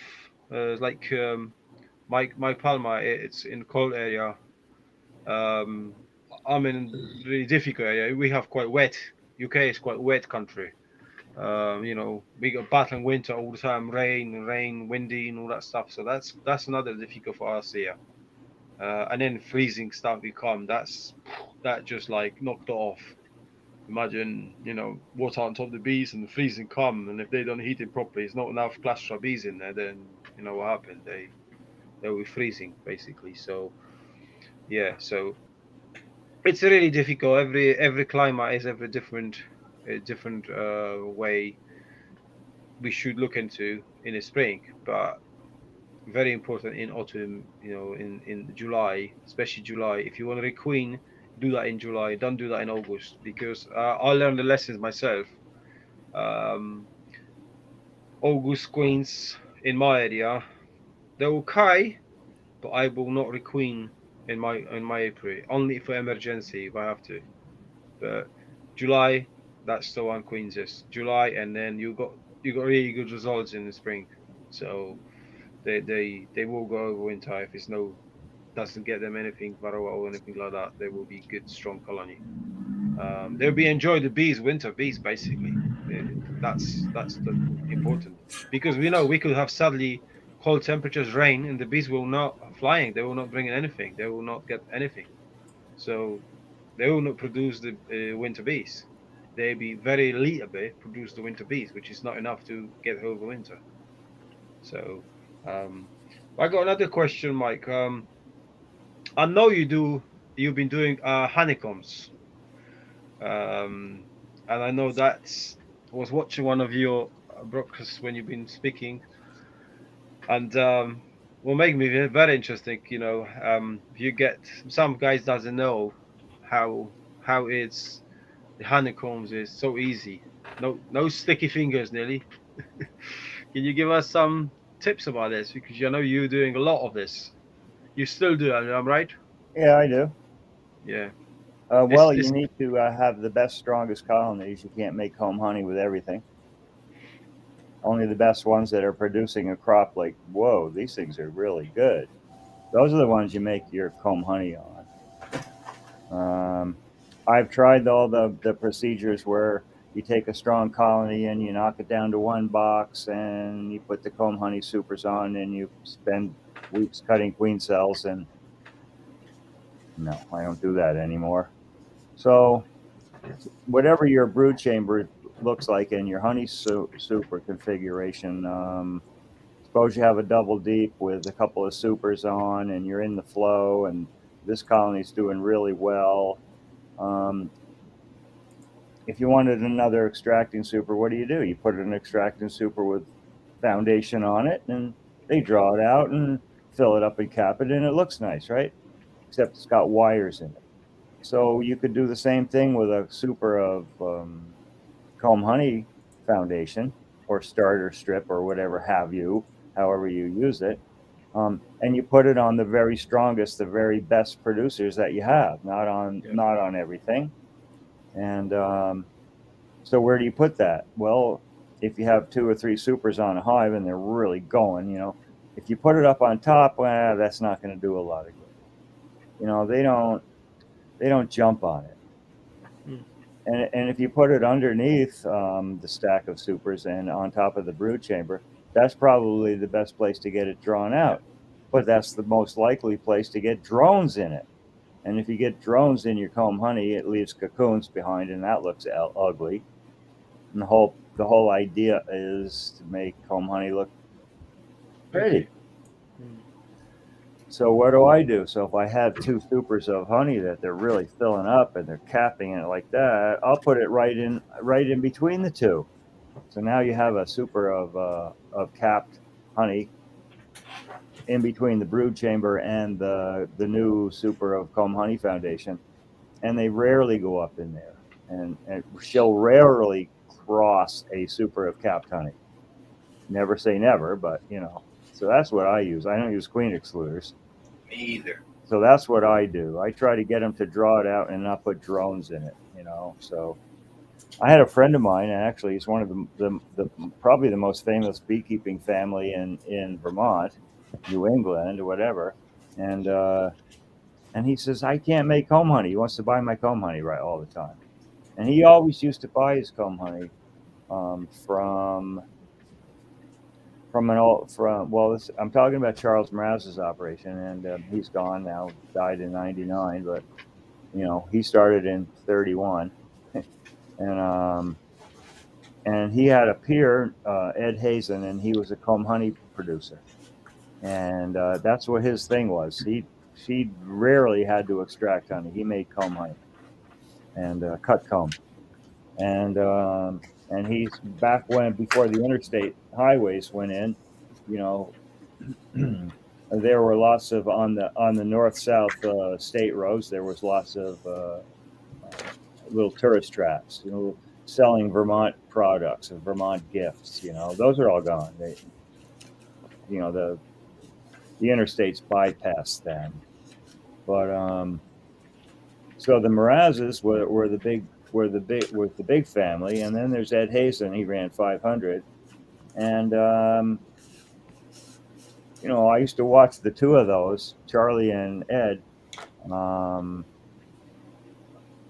debate each other at a bee meeting when I was 25, 28, you know, listening to these masters debate each other. And one would be starter strips for comb honey, one would be full sheets of, you know, just to hear them.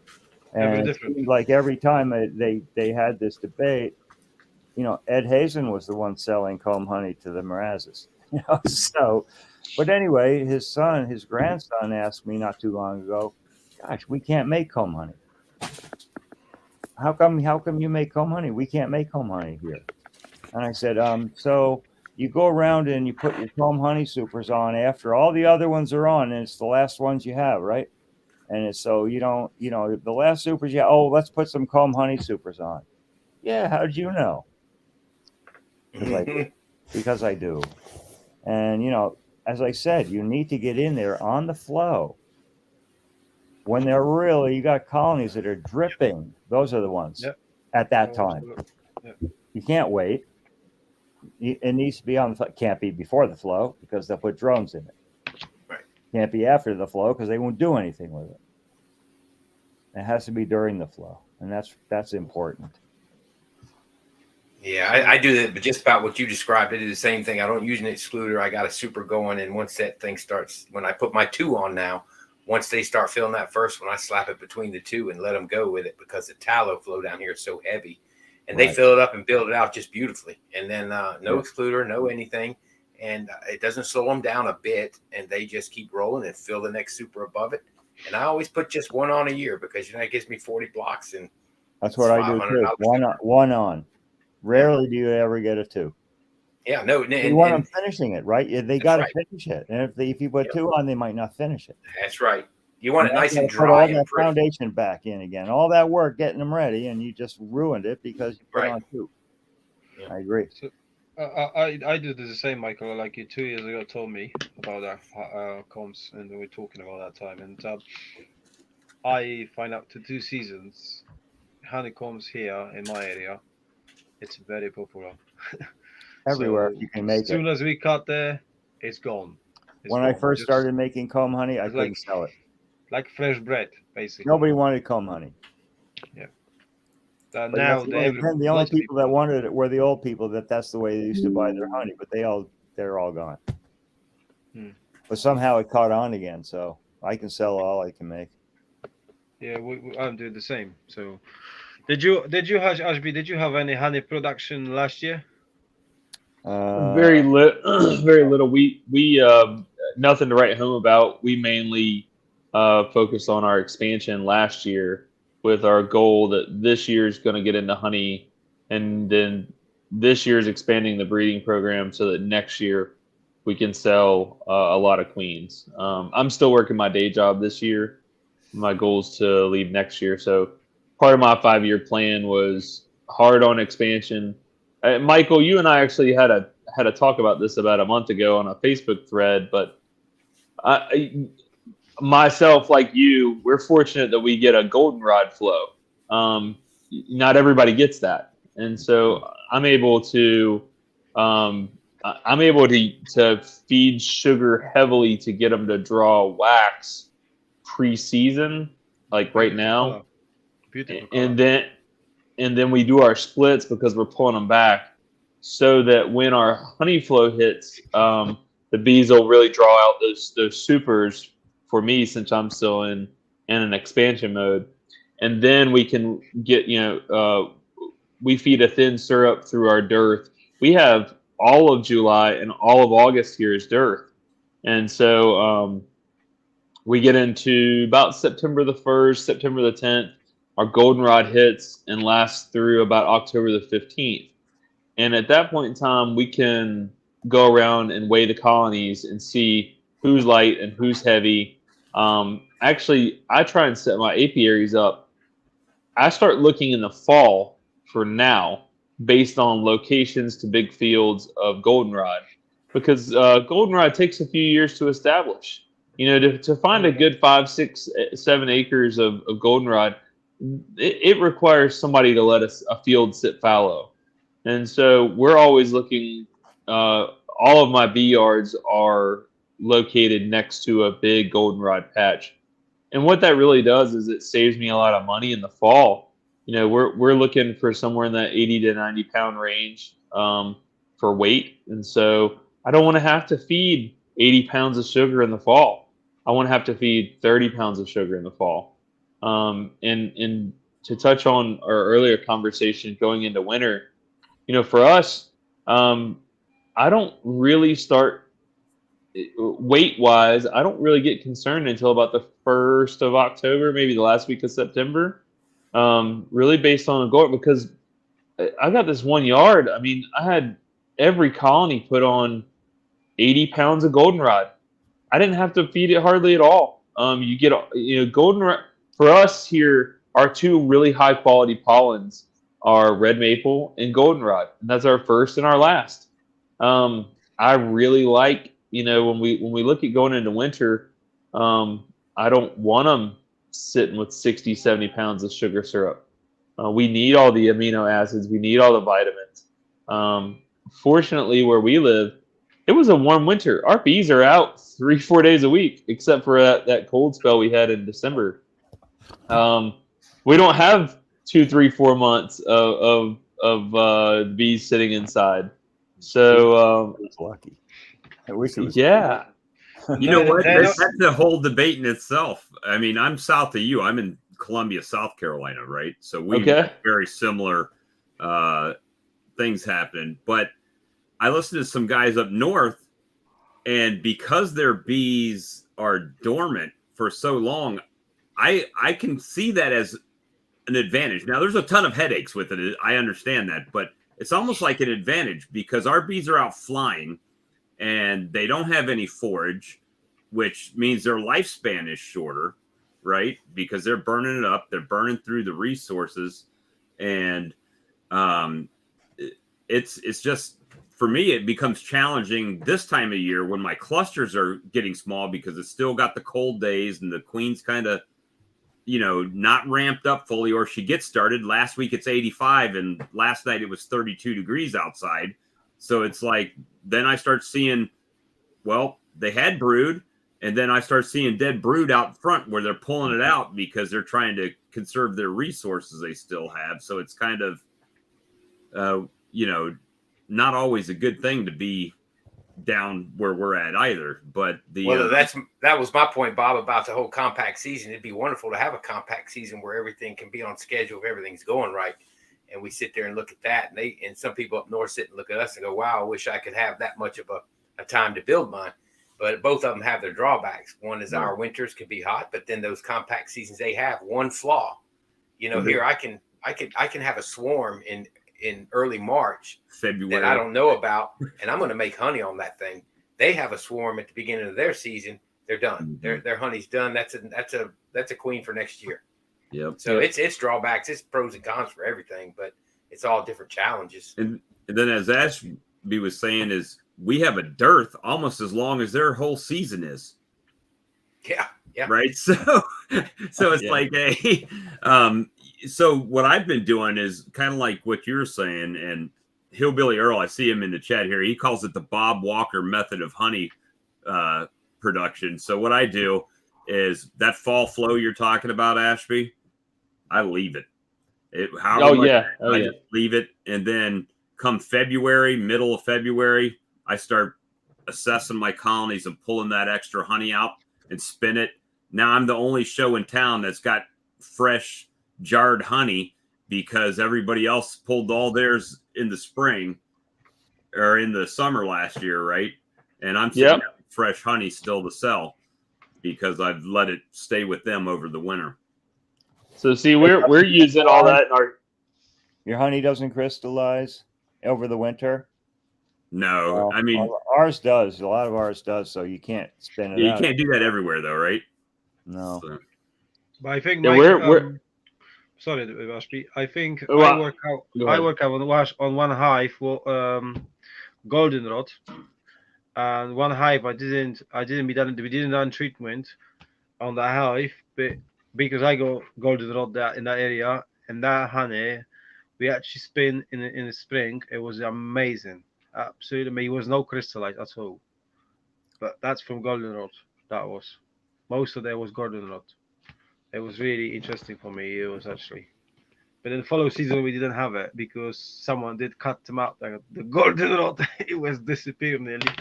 But it's back now again. I could see the goldenrod going again. And this last autumn, it was coming up now again. So The But you have to- goldenrod is, it's in a good year, it's our winter feed, but it's also a signal on when to start feeding. Yeah. And so, if you don't make goldenrod, you don't know the odor. Right. But Dirty goldenrod socks, has dirty a feet. specific odor to it, and Dirty I'm feet. sorry, it's not dirty gym socks. I thank you, Michael Palmer, for saying It's that. not. Everybody I love says it. that, and it is I not. love it. I do love too. That odor. I can get out there and smell that yard, and it's so exciting to me when I smell that when goldenrod. you no longer it's smell wonderful. that odor, it's time to feed.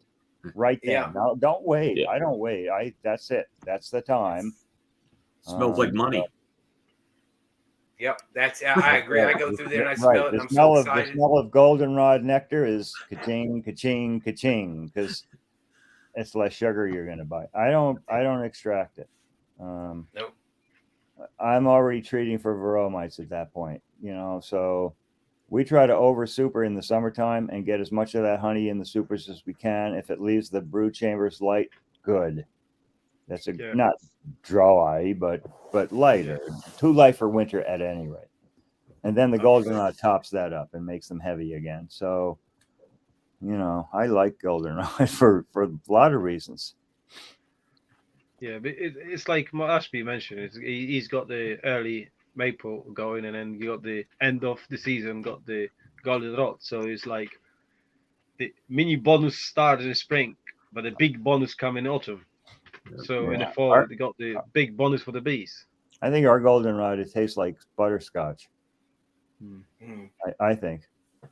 And ours is strong like that. Not quite a butterscotch taste, but it's strong taste. Yeah, strong. Ours is point. In 2019, we had Apiamundi in Montreal, Canada.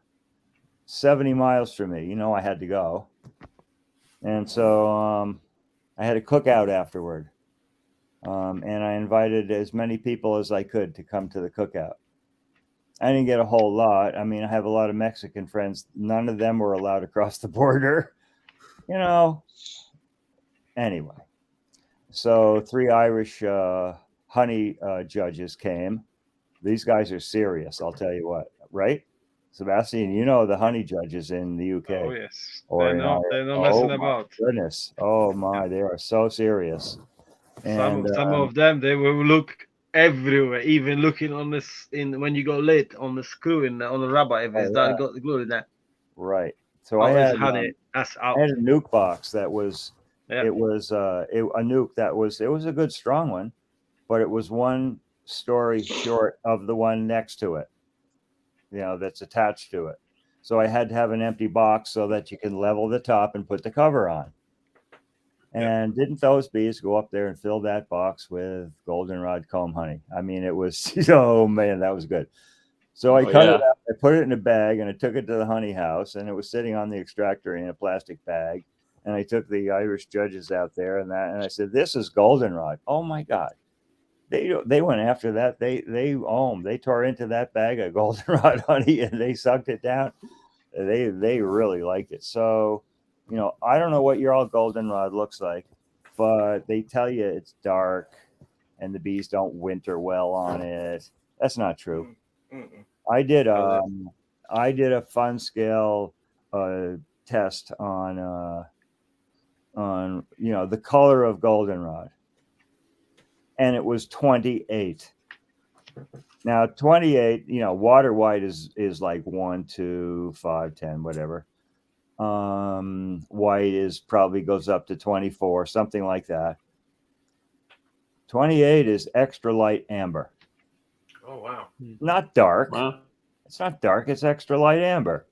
So pure goldenrod, and that was pure goldenrod. So I mean, if they mix it with something else and it's darker, what about knotweed? Do you all have knotweed? Japanese bamboo? That stuff is like buckwheat. It looks like buckwheat. It's that dark. Well, if that's some of that in there, it's going to darken it or whatever, or aster or whatever. Yeah. Goldenrod is not a dark honey, and they certainly Our wouldn't be on it here.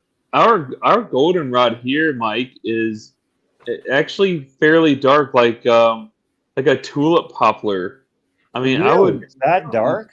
I mean, based on my knowledge, if buckwheat's at what, about a 70 or so? I would bet you up in there somewhere. Okay, I would say that our goldenrod is easy a 50, maybe a 60. Really? On the color scale, but based on my again, limited experience, not afraid to say it. I'm the new guy in the chat, but different. But yeah, it's got to be different. You know that.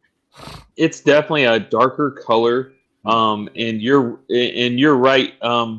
I have smelled that gem sock smell before, but it doesn't. I would agree with you that it doesn't. In my opinion, is that it is not that gem sock smell. It's a very unique. It's like a really bright floral when you taste it. You know, I'm not good with all the food and all that, but I mean, I can tell you, it is a very unique. The smell is significantly different than the taste. You know, I it's like like trying to it. tell somebody what it tastes like. It's like the wine people. Yeah. Telling what right. Wine tastes like. It's like approachable, right? You know, all that kind of stuff. I haven't found too many wines I wouldn't. You know, it's delicious and it tastes like butterscotch to me. Mine does. You know, so that's, you know, I don't know. I really like goldenrod. You know, I'll come home from work and I work all day and my apiary at home, I only got 10 hives there. It's sort of in the woods and in the goldenrod. We have our goldenrod is not a 20 acre patch in somewhere. It's like everywhere. Roadsides, waste areas, field edges, whole fallow fields, yellow. The whole thing is yellow. So I'll come home after work and it'll be in a goldenrod flow, and I'll sit down, put a box on the ground, and sit on it for a little while and just smell that and hear them roaring. I mean, when they ripen that, they're roaring out. Oh, it's amazing. Yeah. I had a farmer. Okay, this is a good one. I had a farmer. I went to the apiary, and the guy tells me, "Boy, those bees. There's something that smells. That's the worst smell I ever smelled." You're right. You're a dairy farmer. Right. That's the worst smell you ever smelled. No kidding. You're like, where do you stick your arm? You know, I mean, real dead ones, and you know, up to your knees. Really? Oh yeah. Well, God, maybe my bees have AFP. You know, what's going on? I find it really cold. I know. So right. Oh, that's funny. Yeah. Mike, could you please say something about the brood factory? Because we've been talking about Bob a few weeks back about the brood factory. Right. Well, first off, some people get confused with the brood factory, how it should be set. Well, first off, why you is should that go set? online and find one of the recordings.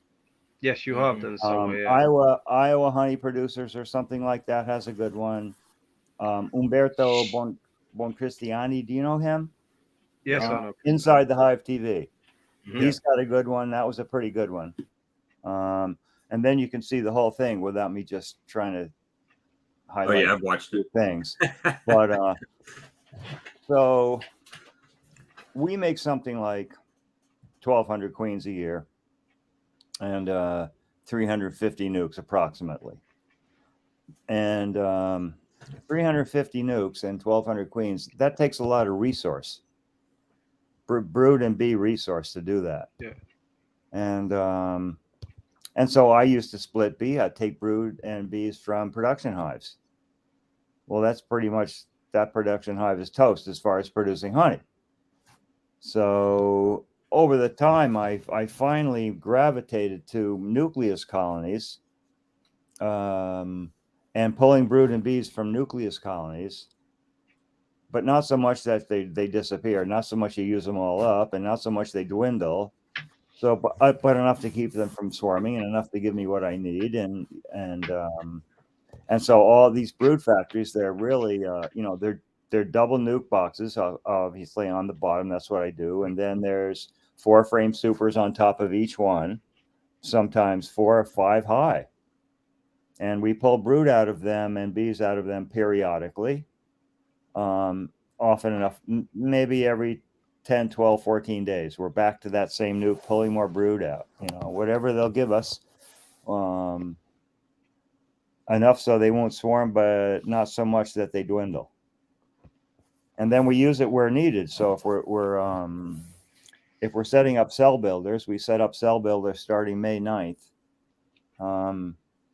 And the first queens aren't mated queens aren't ready till the 13th of June. So we're doing cell builders the whole time. And we pull out, each cell builder gets 2 combs of honey and 7 combs of emerging brood, important emerging brood. So because we're growing nurse bees. And so if we set this future strong colony to be a new this strong colony to be a future cell builder, we're 10 days before graft, we're putting in all this emerging brood, and then it emerges and they're nurse bees. I mean, they're just so packed with nurse bees. But where are you going to get that from? So we get it from colonies, from nucleus colonies that are built up. We don't use them for, increase or selling or anything. We just pull brood out of them. Well, that configuration, there's something about that vertical configuration.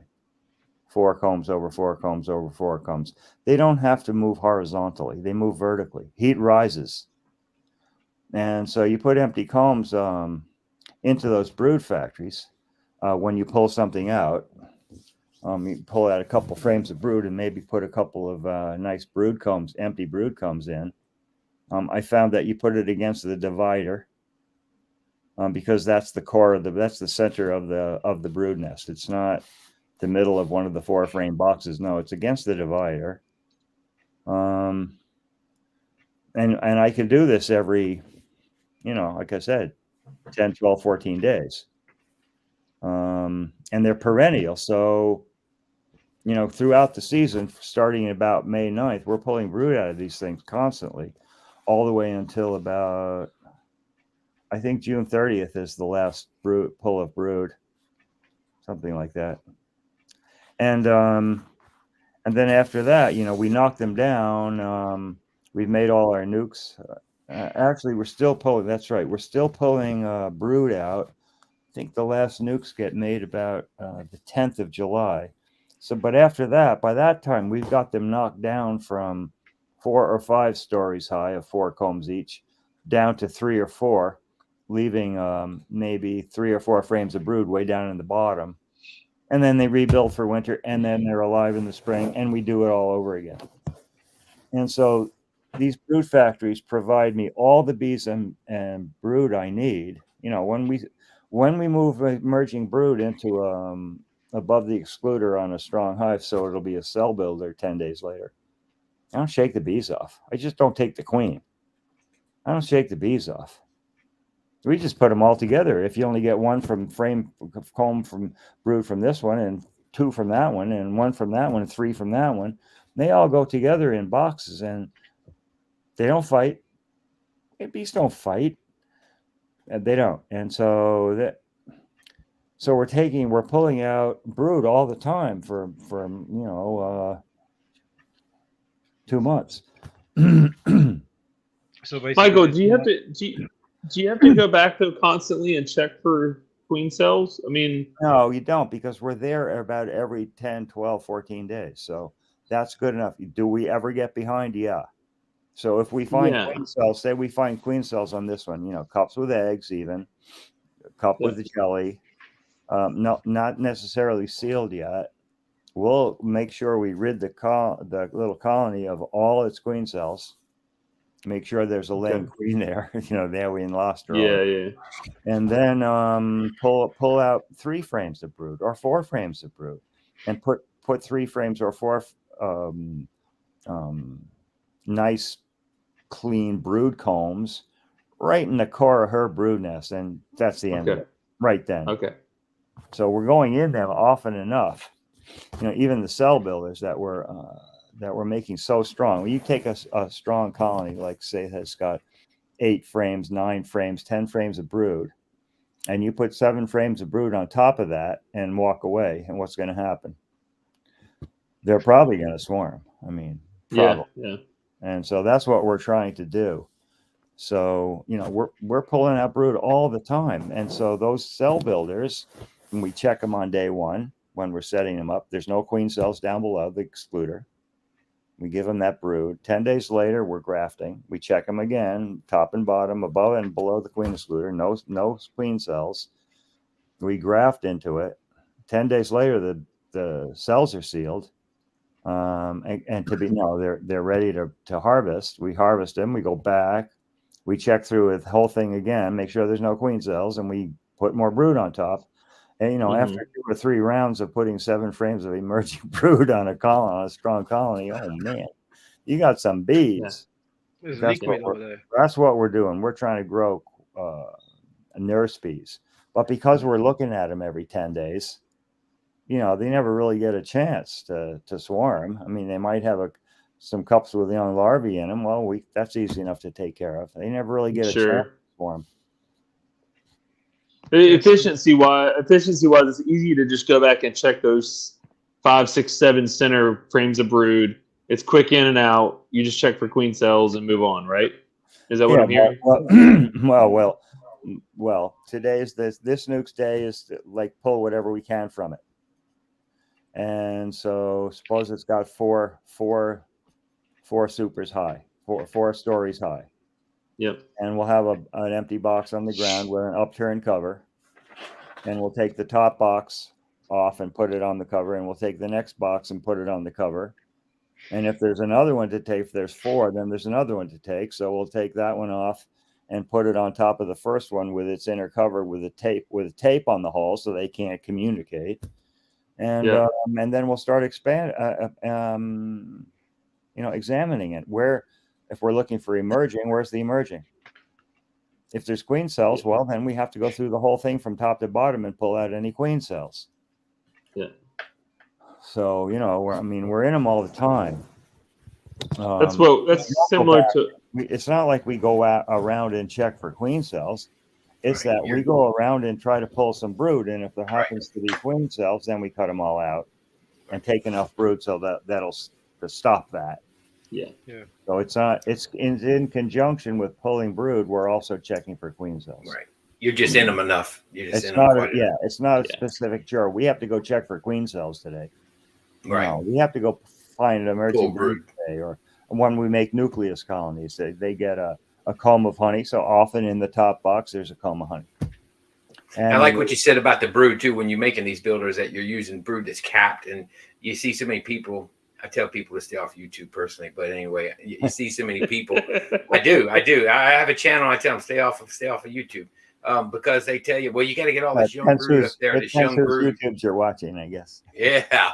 Hey, but you want all this young brood, and what John Connor, what I read in his book about making builders and things of that nature, you want cap brood because you want to make new nurse bees, and so yeah. But you know what? When I was in one of the times I was in England, I was up in Lincolnshire. Yeah, and I gave a talk in Hampshire, which is in Nottinghamshire, which is right next door. And I got to have pizza with David Kemp. David Kemp worked for Brother Adam for 10 years, from 64 to 74. And so, he's listening to what I'm doing because, it's what he did. And so I tell him what we're doing, and we're pulling brood out, sealed brood out. And he said, after I'm done, he says, was that sealed brood you're pulling out emerging? I go, I don't know. I don't think so. I mean, I never looked. He said, no, you got to put in emerging brood. Because in 10 days, emerging brood, a lot of those are going to be nurse bees. Exactly. But if you put in combs of purple eye or pink eye, in 10 days, they're not nurse bees yet. So that's what this guy did. Grow nurse bees. That's what this guy did. Fascinating. Think about it. To go over there and get to meet with a guy like David. Oh my God, that has 10 years of experience working with Brother Adam. Right. And that was huge. That was a Yeah. huge tip for me.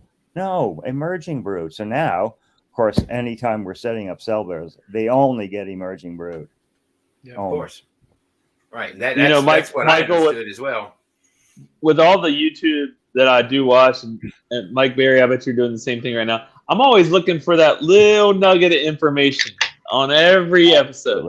And Absolutely. that, what you just said, was my nugget from this whole thing, which is the emerging brood is something I'm going to focus on now. We have a total of 20 colonies. We use like 13 support 10 frame double deeps as our brood factories to work on the other 6 or 7 cell builders, depending on how many we've got going on. But that right there is the ticket. Well, yeah, because Ashby, what you hear everybody say is get that open brood up there and get that, and it has all the young nurse bees on it, because that's what you want is young nurse bees. Well, you do want young nurse bees, but you're taking all that open brood and you're putting it in there. First and foremost, if you're making a builder and you put open brood in there, within a day, if you're queenless, they're going to start cells. So then you got to get all those out. That's a pain. Yep. Exactly. That's good. So you get that emerging brood. That's what John Connor was saying. You want that brood that's maturing out, so that when these, and I was thinking that just the other day in my builder, I'm running a cloak board, and I moved up all brood that I knew she had already laid in for a while. And I thought, they're going to become nurse bees within a week to 2 weeks anyway. So, but if you listen to a lot of people, and I'm not going to say who it all is, they'll tell you get all that young nurse bees up there by putting in open brood. Well, that's fine. You get them, but you also get a bunch of brood that's going to sit in that builder and not emerge for the next, 10, 12 days, 15 days. Yeah, well, suppose you're adding frames of open brood with nurse bees attached. And hopefully you didn't smoke the crap out of your hive, because it drove all the nurse bees off. Right. But how many nurse bees are on a comb of open brood? Some. Right. How many combs are in? How many nurse bees are young bees are in a frame of emerging brood? Thousands. Mm-hmm. In 10 days. Yep. Thousands. Yep. So that's the difference right there. Yeah, There you I go. read that. And people ask me all the time, well, how do you know what's emerging? Oh, geez. Look. You can see or right. pick some cappings off. That's right. Pick some cappings up. Do they have their full body colors and they're starting to move their mandibles? And just because you didn't see any coming out yet, well, they'll be out tomorrow. Right. Or do you see purple eye or pink eye? Or do you see early pupae without the little pointy nose, for spinning the cocoons? And all you got to do is look. That's a lot of questions in beekeeping can be answered if that's why look. Mike. Yeah, that's why we have the hive tool. To use the hive tool to write the job. That's right. Or a pocket knife. Yeah, absolutely. Or whatever. And a lot of people doesn't know that it's so important checking in. Yeah. With what you've been mentioning, Mike, just mention you about Michael about the nurse bees. I have to talk to you, and I was watching you a lot of things, and I know without nurse bees we don't have a good queens. Simple like that. So without a lot of nurse bees, the queen be very poorly, because someone need to feed the queen. Yep. Especially when you're raising queens. So the nurse bees is really, really important. There could be leak like water coming from the nook or hive, whatever you're raising for. That's fine. Don't worry. They will manage to get back there anyway. One thing I really like about this method of cell building that I use is that I can get, it takes, you put the emerging brood above the excluder. 10 days later, you graft. 10 days later, the cells are ready. You take them out, and you can reestablish that colony as a cell builder again. And so I can get, even in my short season, probably half of the earliest made, I get 3 rounds of queen cells out of them. So I'm getting another round of queen cells every 20 days, which I think is really good, because You know, I don't know how many times the old way I used to do it. You may get one round of queen cells out of it, and that colony's used up, at least for a while. And but what's happening is because you're increasing the population of nurse bees in the total colony. You know, they migrate down below the excluder too. I often find colonies that will have 15 frames of brood below the queen excluder. That's below the queen. That's not what I added. That's above the queen excluder, below the queen excluder. And so I've counted 15 frames of brood, and 7 frames of those were open brood. My gosh, think of all the nurse bees in that hive. You know, that's amazing how many that's not normal. but it's because the queen had support staff to support her expansion of her brood nest. And so because you're growing nurse bees, you're growing the ability of those nurse bees to take care of brood and the colony population to clean combs and polish combs. And God, imagine that, 15 frames of brood. And that's amazing. And not only that, you know, Mike, but if you look at all the effort that goes into grafting, if you haven't done it, if you do it once on a small scale, it's one thing. But when you set out with a goal to say, hey, we're going to raise 800 or 3,000 or 10,000 queens, depending on your operation, you know, you look at all this effort that goes into it. You need that high population you need that colony to be boiling over with nurse bees the day you drop that graft into place. Because you know, most people do 3 bars of 15, 45, 48 grafts.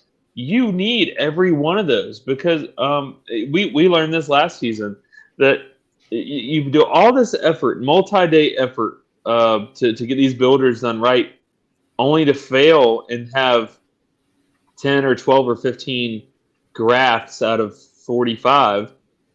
It's almost like a waste of all your effort. So eventually, for efficiency's sake, you realize, oh man, dropping in frames of brood days, you know, the proper amount of days in advance, really makes your efforts worthwhile on getting all those queen cells, and then you can really expand your operation.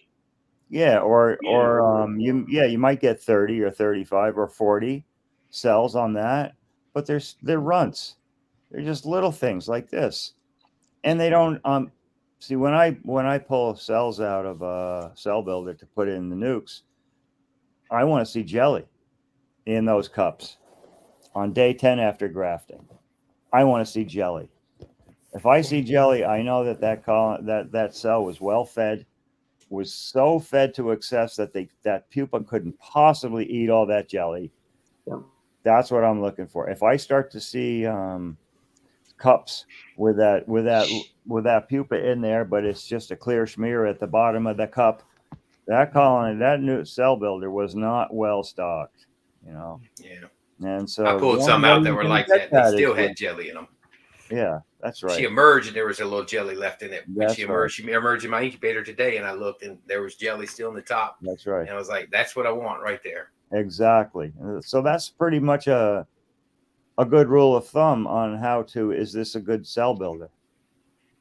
Are the cells nice and long and well knurled and real looking like nice peanuts with you know, part of the cup in the up in the top, in the bottom of the cup, but still full of jelly? And the thing's getting ready to emerge. That's it. That's what I'm looking for. So So guys, my friend, he's back in Poland. He's doing Mike Palmer way breeding queens, and he is very strict on how many cells he put inside in the starter. So he put 24 maximum, and he have set up 10 of them. He's breed last year 5,000 virgins, and he's made over 1,000 mated queens, and he's all does Mike Palmer way. But he said to the same way, very strictly, he doesn't want 40 drop cells in there. For him, it's more important get 24 and get 20, 23 out. But with food, when you're looking on day 10, they make sure they are really fat. The queens, you could see there is jelly there. The royal jelly is there. Because he said, there's no point me getting me 40 and 15 of them or 10 of them, they don't have enough feed the jelly. He said, if you have a lot of nurse bees, chuck them in the hive, and you put 24 sellers, they will be accepting really well, and they will really fed this queen. They will be really fed them. The quality of the queens is completely different. So Absolutely. he Absolutely. did it in the first year. He went for the numbers, and then he changed the tactic. He went for the quality, completely for the quality. So maybe before he was like 5 starters, 5 hives he have typical for breeding. He changed mine here for 10, and now season is the same, and every year he's breeding more and more on better quality of queens. Because Quality should always trump quantity. Yep. Always, always. It's royal jelly number one. not about quantity. Yeah. You can raise Quality a bunch only. of junk. Yeah. You can raise a bunch of little queens. You can do that. They'll lay eggs. They'll probably get superseded. You don't want to sell those to your customers, You need to, it's quality, and that's what counts. And so the only way to get quality in those virgins is to make sure they're overfed with jelly. And the only way to do that is maximize the amount of nurse bees in that cell builder. And the only way I found, you can use donor colonies. Yeah. Harvest nurse bees above. You know how to harvest nurse bees and shake them into your starter. But I think it's a lot easier to do it this way. I've already got. You don't have to shake anything. You got brood factories that are perennial. They're always going to give you the brood you need. Yeah. Leave your honey production colonies alone to be honey production colonies. Yeah. I don't know. I really like my brood factories. That I have in my talk. I talk about nucleus colonies are the building blocks of my sustainable apiary, but brood factories are the foundation, and that's the way it is. Yeah. And I believe myself. I was watching my girl. Most of them I watch. Anytime you come in with someone I know, you come in live in some, for clubs or something. I always come in popping up, and I believe the brood factory. If someone want expanding, that is the way to do it. Expanding very easy. You could breed in queens and that. You could do anything. So the same way you could do double brood. A lot of people think, double brood is too much work, too heavy. Bees can't swarm. Some people say, the bees doesn't build it up to second. They put normally honey there. Well, it's up to you. How would you work? Every queen is different. It's like we are different. Every person is different. So we're thinking as well different ones. What bees thinking. And I think double brood is really way you could do easy. Some bees they will not go for double brood. They want to build them up. So that is another thing. What I look into. Queens like this, they will be basically removed from the operation straight away. You want bees, queens, build them up, colony, powerful, strong, horsepower, and number one. Because without horsepower, we don't have anything. That's what it is. Yeah. So I'm just making my first steps to that, right, Sebastian? This is, I did tell you first grafts in the incubator that should be hatching out Wednesday. So I got 11 cells in there, and then I've got 8 more in the builder, or 7 more in the builder right now. So, first round of queens that I've raised on my own with the help of YouTube, and chats and stuff like this. So Bob, I always tell people, got queen cells. You're already going. Yes, sir. Man, he's learning, Mike. You need your tips, Mike. I've already got queen cells in the first round of splits already, and are already emerged and probably on their mating flights. I'm already on my third round of queen cells. It's all right. Hey, I got to go to Puerto Rico. That's right. Puerto Rico is a beautiful country. I love Puerto Rico. Been there many times. It really is. Hey, Bob, I always tell people I'm YouTube certified. Yo, yeah, for sure. Certified master YouTuber. That's it. Yeah, right. Ashby, I got to ask you one question about your feed. Where are you Okay. buying your feed from? So we do Walmart sugar. No, and sir. No, sir. You need to call me because I'm going to hook you up. Okay. So how far are you from Charlotte? I'm an hour and a half, hour 45. Like me. Okay, so you can go to Domino Sugar in Charlotte. Yeah. And I take my F-150 with 27 5-gallon pails, and they'll pump me 2-to-1 sucrose in a 5-gallon pail for $10. Oh. So that's $1 a gallon for 1-to-1. All right, Michael. Michael, I got it. This was our whole thread earlier. So Yeah. I know. He's against it, but he doesn't have a 2-month dearth in the middle of the summer either. Michael, what do you got? Me? Yeah.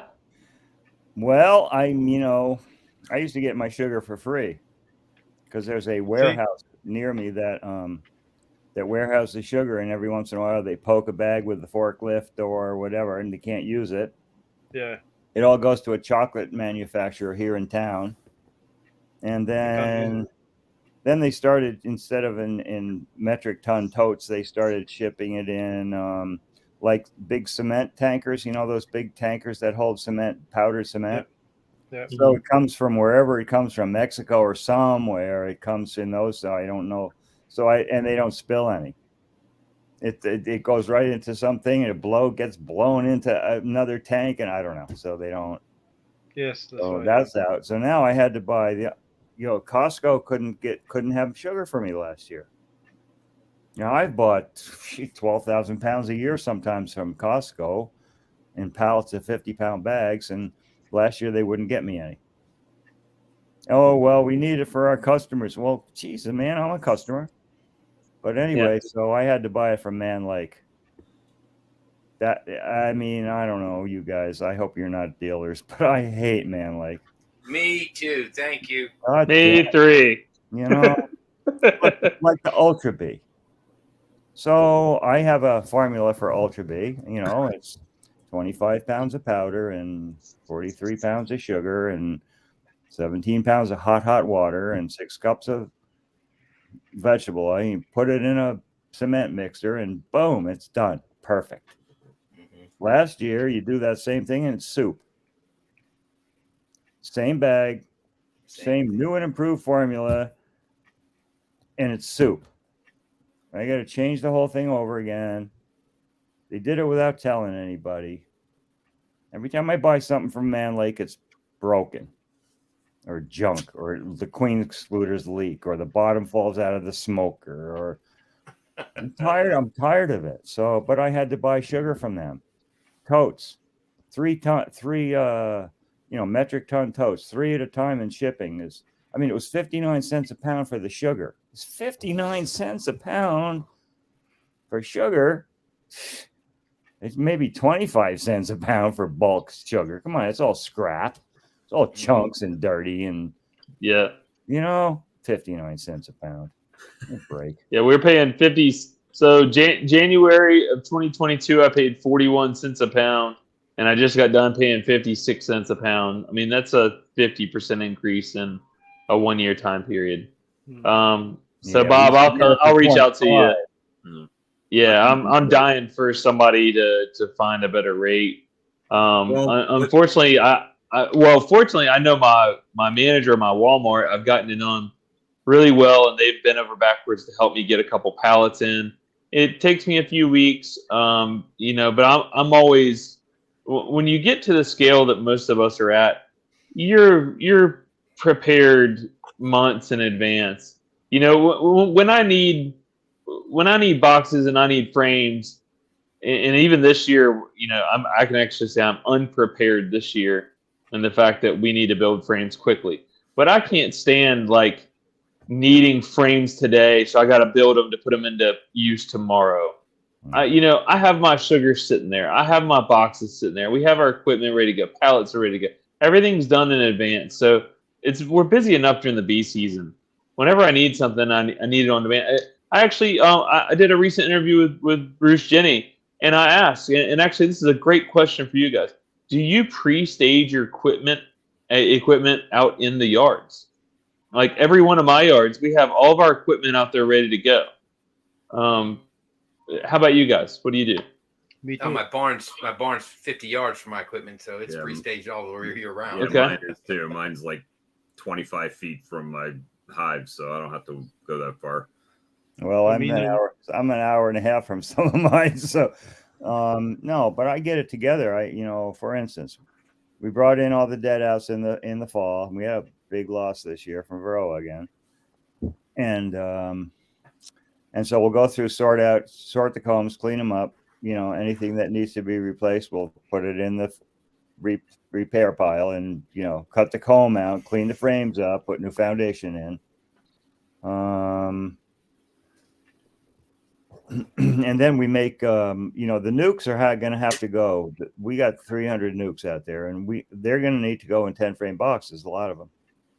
And so you put the nuke, you transfer the nuke into a 10 frame box, but you got to put something on top of it. So we have over 200 deeps with 2 frames of honey, one at the outside wall, each outside wall, and then on each side next to that, 2 frames of foundation, so that's 4, and then in the middle 4 nice brood combs, all cleaned up and scraped and everything, all on pallets, wrapped, covered, ready to go. So when it's time to happen, we need them, there they are. They're already made. You just got to slap them on. So yeah, we get it done in the wintertime. That's what winter is for here. But no, I don't put them in the yards. Ashby, Hey you guys, got a look, question here. Sebastian. I got to roll, man. It's been a pleasure meeting with you guys. Thanks and, very much, talking with Mike. you. Really enjoyed your information, Mr. Michael Palmer. Appreciate it. And look, I got to roll. Yeah, Mike, I have been a big fan of yours for a while, and I really appreciate all the content you put out, brother. Oh man, hey, it's just me, man. Showing people it ain't that easy sometimes. That's all. I don't tell anybody what to do, because if you follow me, you might kill your bees. No. All At right, least you Michael. admit it, man. At least you admit it. hey, I Thanks appreciate very it, much, guys. Michael. Yeah, thank I'm you, really Sebastian, pleased. for the opportunity. I really appreciate it. Thank you. Thanks, Mike. Thank you, Michael. Massive thank you. Take care, Mike. See you Yeah, you later. Yeah, I ought to go too, guys. My dogs are dancing. They want to Yeah, go I'm for the a same walk. way. So So I'm Anyway. really pleased, Mike, you find out a few minutes, 2 hours, popping up and give us nice opportunity to talk to you, and especially a lot of people follow you, your methods work, and Ashby is another person, me too. I'll tell you something. You know why I do this? I don't want to get paid. I'm not doing this for money, Yeah. I mean, when I'm done, and I don't know how much longer I can do, but Come on, Michael. I hope Don't that do that.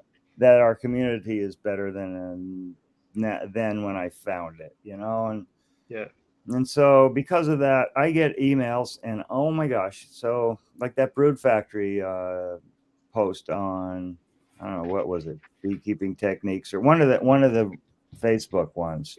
Yeah. People started writing in and said, yeah, I do that. Yeah, I do that. Yeah, I do that. I mean, really, Kenya, some island off of Finland out in the North Sea at 68 degrees north, all over the place, South America, Central America, Mexico. I mean, it's wow. So that to me that's my reward, and so, I mean, it's really been great to hear that. I do it here in northern Vermont, and Kenya, really? 68 degrees north in Finland, really? I don't know. It just blew me away. They do. Ashby, one of our Canadian friend asking why you're not using plastic frames instead wood one. call it nostalgia. Everything I've got is just kind of set up. I like building. I love growing tomatoes for our farm. We do about 1,600 tomato plants. Ooh. And And you grow the big ones, is it like this? oh yeah. My biggest one last year was 1.78 pounds. We do German Johnsons. It's an heirloom variety. Baby. Well, here's the thing, right? If you figure out the dollars per hour on tomatoes, it's like $5 an hour. I don't grow tomatoes because I'm trying to make $1 million. I grow tomatoes because I love doing it, and I love making videos, and I really love woodworking in general. That's why I like building all my own equipment. Sometimes doing things the cheapest way, or the plastic foundations, there's an advantage, but I do like building my my frames and building all my equipment. So there's more to it than just a dollar sign or a bottom line. I can say I really have a love and a passion for the beekeeping in all aspects. Yeah, Flower Street Farm bees, maybe. I might be there. I don't know. It's hard to get away in January for me. I'll just tell you. But plastic frames, I had thousands of plastic frames. And I don't like them. I like wood. Number one, the plastic frames get fastened above and below them with burr comb, and you can't get the damn box apart, without every single one breaking it apart, and and like they stick. But if you put the box up on the truck on its end, they all come out. They're flexible. They're flexible like this. That's not good. The edges, if you handle a lot of plastic frames that have any weight to them at all, and it makes your hands sore. I mean, they got sharp edges. Wood is good. Wood is soft. Wood is good. I like wood. Yeah. So I'm in the between like this, Mike. I'm just fluffing now. I thinking on the plastic. I done some of the plastics. I actually got an example. Rats went inside in one of my hive, and actually find very hard to go through the plastic. So it must be. He went to very strong colony. So I think they told him very quickly off, because he didn't mean dead outside, but he went. He didn't come back again. Right. But I do use wood frame. I use wood frames, but I do use plastic inserts, plastic foundation. Yeah, that's what we do. Because of your rat buddies there, they chew the heck out of them. Or if you put a wax foundation in a hive it's not ready and the flow isn't on, they'll chew all the wax off the wires and just ruin it. So I don't know. I don't like plastic, but I'm using the plastic foundation. Yeah. Anyway. Okay, my friends. Well, okay, guys. So I hope you enjoy everybody. I hope you enjoy everything. I hope I hit 500 subscribed today. So first 500. So when we'll be 1,000, when we'll be 1,000 subscribed, I'm sure I will be giving away something. It will be definitely give away something. So Sebastian, next time if you let me know, and if I can do it, I'll do it. I will, absolutely. Okay. Michael. Thank you very much, Mike. Thanks very much you come and enjoy your evening. And it was so nice to meet you, Bob. Nice to meet you, Sebastian. Michael Palmer, it's just been a pleasure. Thank you again for everything you've influenced on the bee community. It's nice to meet you. That's really the best part of this whole thing, is to meet new people. So thank you very much, Michael. Thank you, Michael. And he's gone. Yeah.